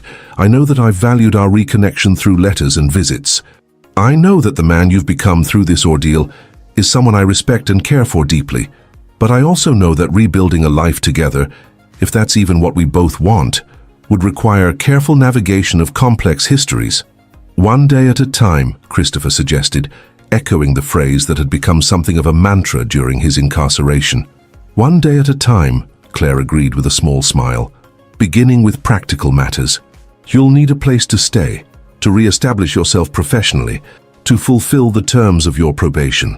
I've arranged temporary housing through a reintegration program," Christopher explained, "and my probation officer has approved my initial employment with a non-profit that helps former inmates develop business skills. Nothing glamorous, but it's a start." Claire nodded, impressed by his foresight and humble acceptance of drastically changed circumstances. The Christopher she had married would have considered such arrangements beneath him. This new version appeared genuinely grateful for the opportunity. "The Foundation's guest cottage is also available," she offered tentatively, "on Venice Beach, close enough for convenient communication about potential collaboration, far enough for appropriate boundaries while we figure things out." Surprise and gratitude flickered across Christopher's features. "You'd be comfortable with that arrangement? With me living on your property? The cottage has its own entrance, its own address. Complete privacy," Claire clarified. "But yes, I'm comfortable with it. Encouraged even by the possibility of getting to know each other again without institutional constraints." Christopher absorbed this offer, visibly moved by its implications. "I'd like that very much," he said simply. "Thank you." As the afternoon sun began its descent toward the Pacific, they returned to the car, continuing their journey south toward Los Angeles. Conversation flowed more naturally now, touching on changes in the city during Christopher's absence, mutual acquaintances whose lives had evolved in various ways, cultural developments that had filtered in completely through prison barriers. They arrived at Claire's Venice Beach property as dusk settled, the modern main house illuminated against deepening twilight. The guest cottage stood at the rear of the property, a renovated carriage house with its own small garden, path leading to a separate street entrance. "It's beautiful," Christopher said as Claire showed him through the cottage. A simple but elegant space with modern furnishings, well-stocked kitchen, bedroom overlooking a small private patio. "More than I deserve." "Deserving has never been a particularly useful concept in our story," Claire observed. "None of us gets exactly what we deserve, good or bad. We get opportunities, and we choose what to make of them." Christopher nodded, absorbing this perspective. "A much healthier framework than my old system of entitlement and acquisition." Claire smiled at his self-awareness. "The refrigerator is stocked with basics. Anything else you need? Just let me know. I've left my contact information on the counter, along with Wi-Fi access and other practical details." "Thank you," Christopher said, his gaze holding hers with genuine gratitude that extended beyond these immediate provisions to encompass all she had done to maintain connection during his incarceration. "For everything. You should rest," Claire suggested, recognizing the fatigue beneath his composed exterior. "Today has been significant." "Life-altering," Christopher agreed. "In the best possible way." Claire moved toward the door, then paused. "Would you like to have dinner tomorrow evening? At the main house. Nothing formal, just a chance to continue our conversation." "I'd like that very much," Christopher replied, pleasure evident in his voice. With a final smile, Claire left him to settle into this first evening of freedom, walking the short path to her own home with measured steps. Inside, she moved through familiar rooms, aware of Christopher's presence on her property. Not intrusive, but significant. like a new constellation appearing in a familiar sky. She prepared a simple dinner, opened a bottle of wine, and settled at her dining table overlooking the garden that separated the main house from the guest cottage. Through lighted windows, she could see Christopher's silhouette moving about the space, beginning the process of reorienting to liberty, to privacy, to the mundane autonomy most people took for granted. Her phone chimed with a text message from Eleanor. "How did it go today?" Claire considered how to encapsulate the complex emotional landscape of the day. Finally, she replied, "Better than expected. Hopeful, but measured. One day at a time." Eleanor's response came quickly. Wisdom in that approach. "Call tomorrow if you need to process." Setting aside her phone, Claire sipped her wine, reflecting on the day's events and the uncertain path ahead. The future remained unwritten, containing neither guarantees nor predetermined outcomes. Yet within that uncertainty lay something precious, the freedom to choose to build connections based on authentic understanding rather than idealized projections or reactive defenses. Over the following weeks, Claire and Christopher established a careful rhythm of connection. Shared meals several times weekly, walks along Venice Beach at sunset, occasional attendance at foundation events where Christopher observed from the periphery, gradually absorbing the scope of Claire's work. They rediscovered each other in measured stages, not rushing toward predefined outcomes, but allowing natural evolution of understanding and trust. Christopher respected boundaries with scrupulous attention, never presuming intimacy beyond what Claire explicitly invited, never pressuring for definitions or commitments. 2 months after his release, Christopher began formal consultation with the Carter Justice Project, developing educational programs for financial industry professionals focused on ethical decision-making and recognition of slippery slopes. His presentations incorporated stark honesty about his own moral compromises, the incremental nature of corruption, and the devastating consequences for victims. "The most compelling ethics instructor I've ever encountered," one banking executive commented after a foundation workshop. "Hearing from someone who actually lived these failures and paid the price carries weight that academic ethics professors simply can't match." Christopher's work expanded gradually, his reputation for authenticity and insight growing within specialized circles. Though his criminal record permanently closed certain professional avenues, new opportunities emerged that leveraged his unique perspective, consulting on fraud prevention, speaking to business students about ethical boundaries, contributing to corporate compliance programs. Claire watched this evolution with quiet pride, noting the dignity with which Christopher accepted his permanently altered status. The man who had once defined himself through acquisition and achievement now found purpose in service and prevention, a transformation more meaningful than any wealth they had previously accumulated. Their personal relationship evolved with similar care, friendship deepening, trust rebuilding through consistent actions rather than dramatic declarations. They discovered shared interests beyond their previous focus on career and status: art exhibitions at small galleries, jazz performances at intimate venues, philosophical discussions sparked by books they both read. 6 months after Christopher's release, they attended a fundraising gala for the foundation together, his first public appearance as Claire's companion rather than consulting colleague. The evening brought encounters with people from their previous life, some awkward, others surprisingly warm. "I admire what you've built from the ashes," Jessica Winters told Claire during a quiet moment, her Seattle life evidently successful based on her confident demeanor and elegant attire. "And I'm glad to see you both finding a way forward." Christopher, standing nearby, nodded in acknowledgement of their complicated history. "Your warning to Claire years ago was the first crack in the facade. Thank you for having the courage to speak truth when it mattered." As they drove home from the event, Claire sensed Christopher's contemplative mood. "Difficult evening?" she asked. "Facing so many people from the past?" "Educational," he replied. "Seeing varied reactions, judgment from some, unexpected grace from others, a vivid reminder that we don't control others' perceptions, only our own actions moving forward." Claire reached across the console to squeeze his hand briefly, one of the small physical connections they had gradually reintroduced into their relationship. "You handled it with dignity." "I've had extensive practice accepting accountability," Christopher said with a rueful smile. 5 years' worth. At the house they lingered on the porch, reluctant to end the evening despite its emotional complexities. The spring air carried scents of jasmine and sea salt, neighborhood sounds muted by the late hour. "Would you like to come in for a nightcap?" Claire offered, a simple invitation that nonetheless represented another small boundary shifting. Inside, they settled in the living room with glasses of cognac, conversation flowing easily after the shared experience of the gala. Christopher related amusing observations about guests they'd encountered. Claire shared foundation developments, too preliminary for public announcement. A comfortable silence eventually settled between them, the kind that requires no filling, that speaks to deeper connection than constant conversation. "I've been thinking about us," Claire said finally, setting aside her glass, "about where we are, where we might be going." Christopher's expression registered careful interest, neither pushing nor withdrawing. "I'm listening.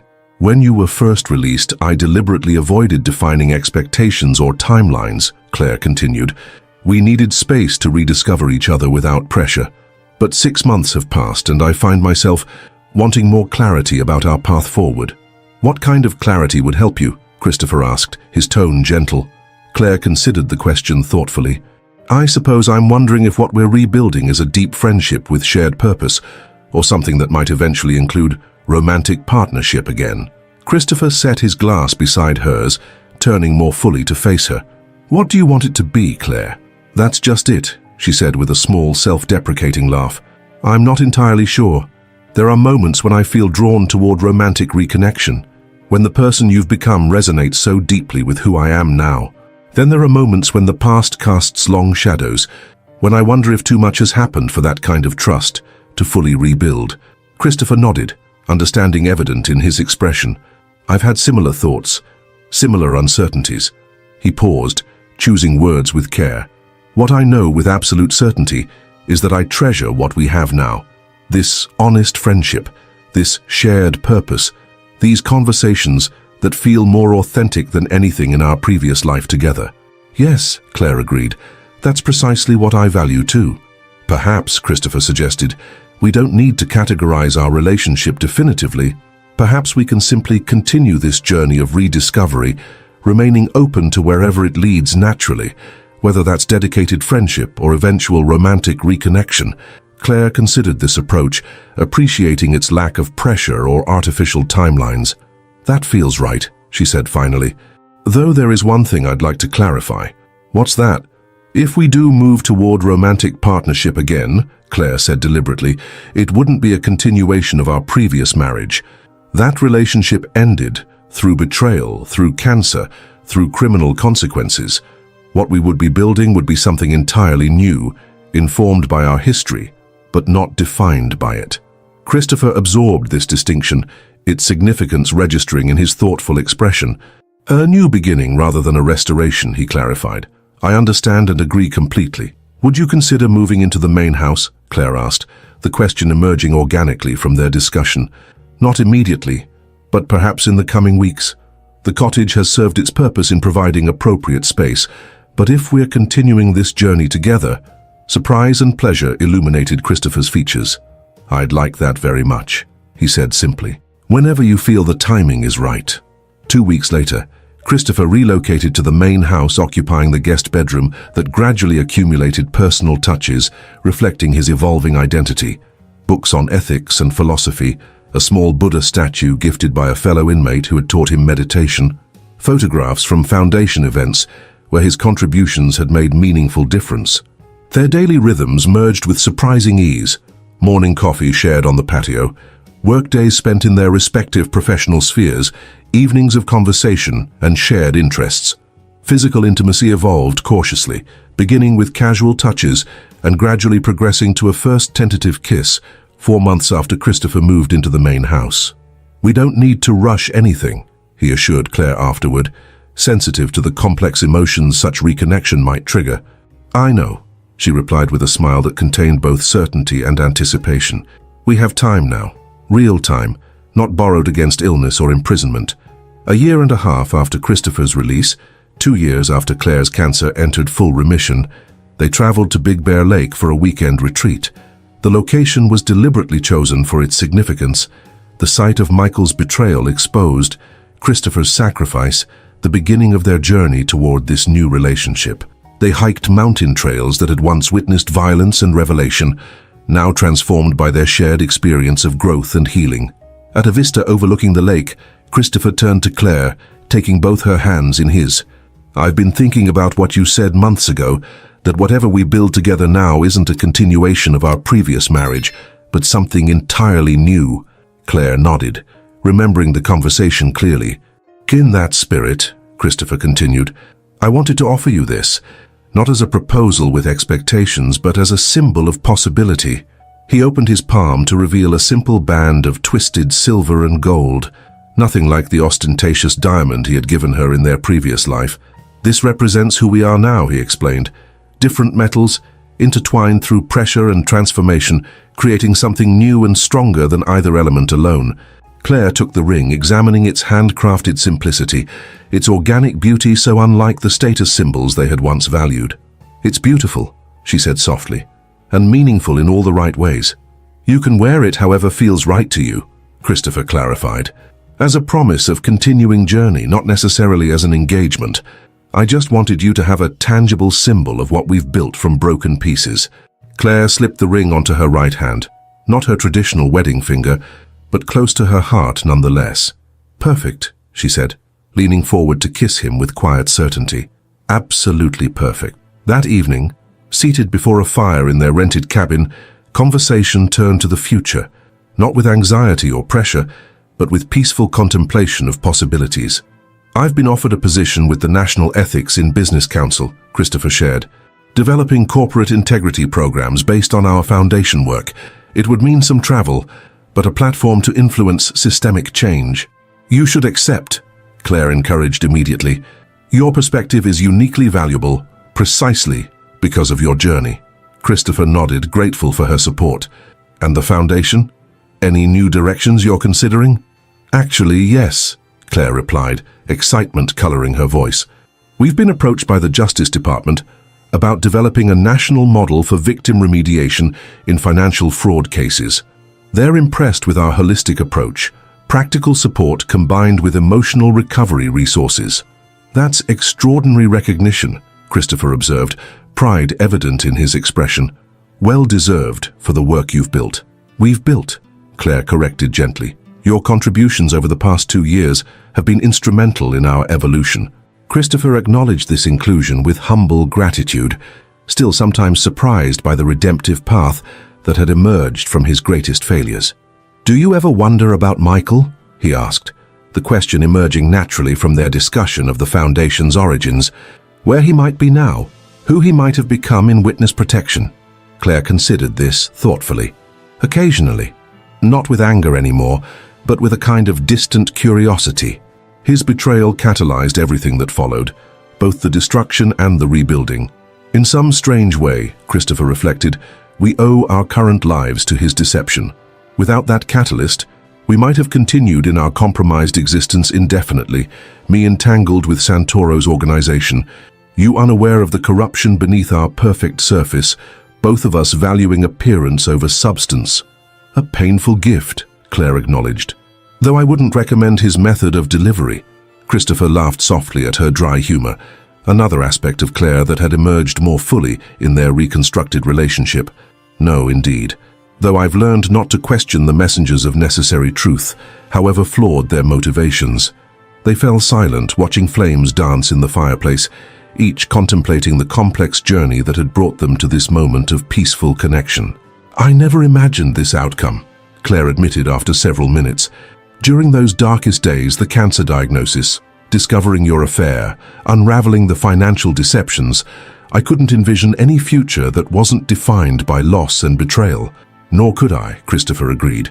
"In prison, especially early on, I saw only what had been destroyed, not what might eventually be rebuilt." "Yet here we are," Claire said softly, gesturing to encompass their present reality. "Not perfect, not unmarked by painful history, but authentic and meaningful in ways their previous life had never achieved." "Here we are," Christopher echoed, gratitude evident in his voice. "Through fire and flood to borrowed words from older wisdom traditions." Claire leaned against him, comfortable in this physical closeness that had been re-established with careful attention to consent and readiness. "I'm glad we found our way here, however circuitous the path." "As am I," Christopher replied, pressing a gentle kiss to her temple. Profoundly, continuously glad. 3 years after Christopher's release from prison, they held a small ceremony in the garden of their Venice Beach home, not a wedding in traditional terms, but a commitment ritual that honored their unique journey. A dozen close friends witnessed their exchange of simple vows focused on honesty, growth, and mutual support through whatever challenges might lie ahead. Eleanor, now using a cane but still sharp as ever, raised the first toast.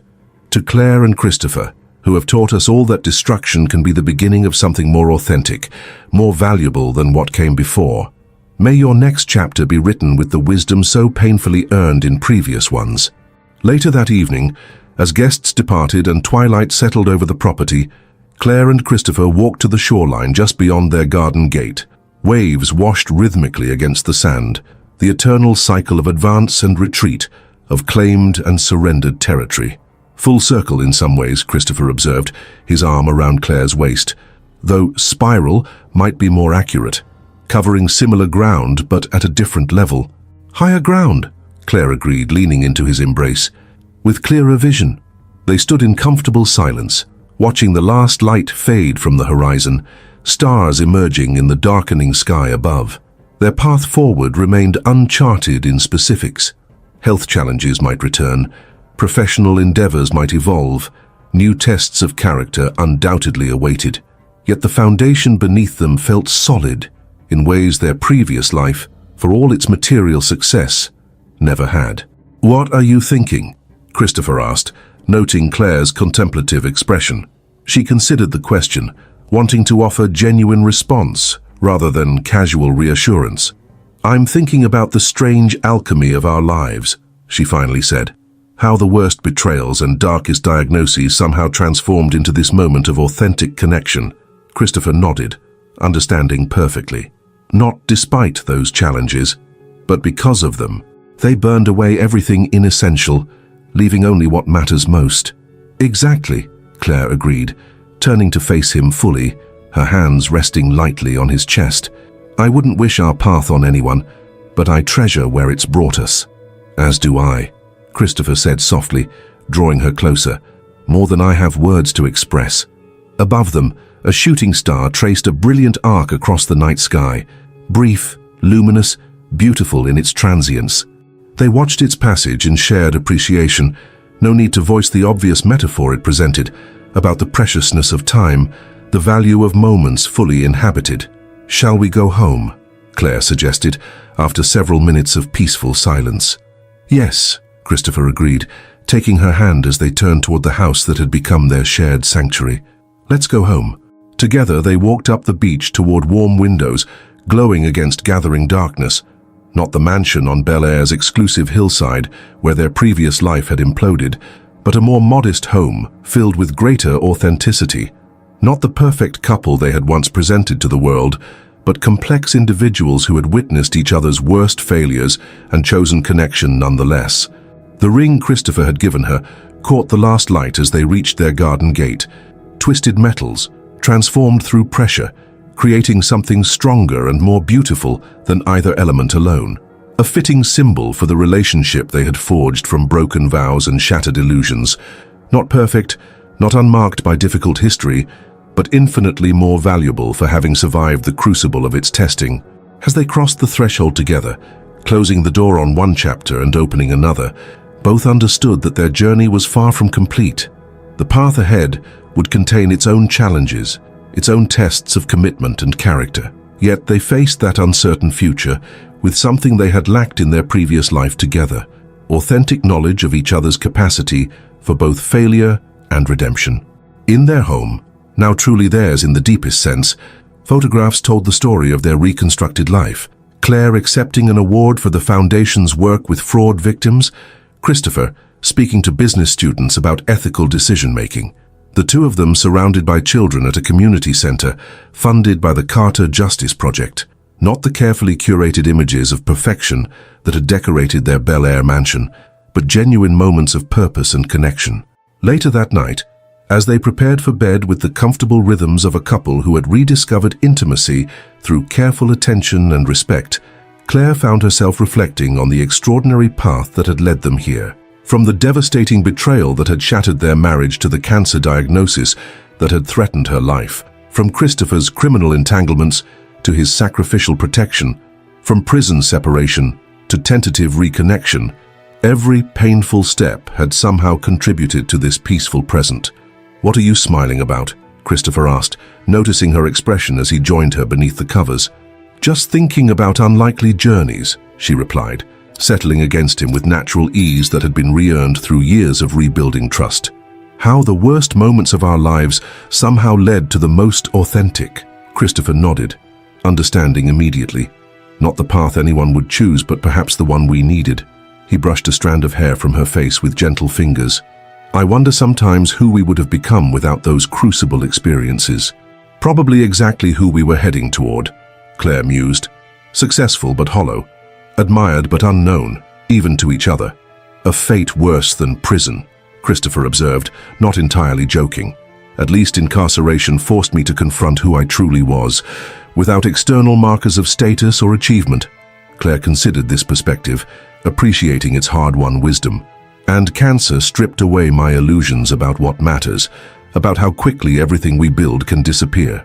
They lay together in comfortable silence, the sound of distant waves providing gentle accompaniment to their thoughts. Not the perfect couple they had once pretended to be, but something far more valuable. Flawed individuals who had seen the worst in each other and chosen connection nonetheless, who had rebuilt trust not through grand gestures but through consistent presence and transparent truth.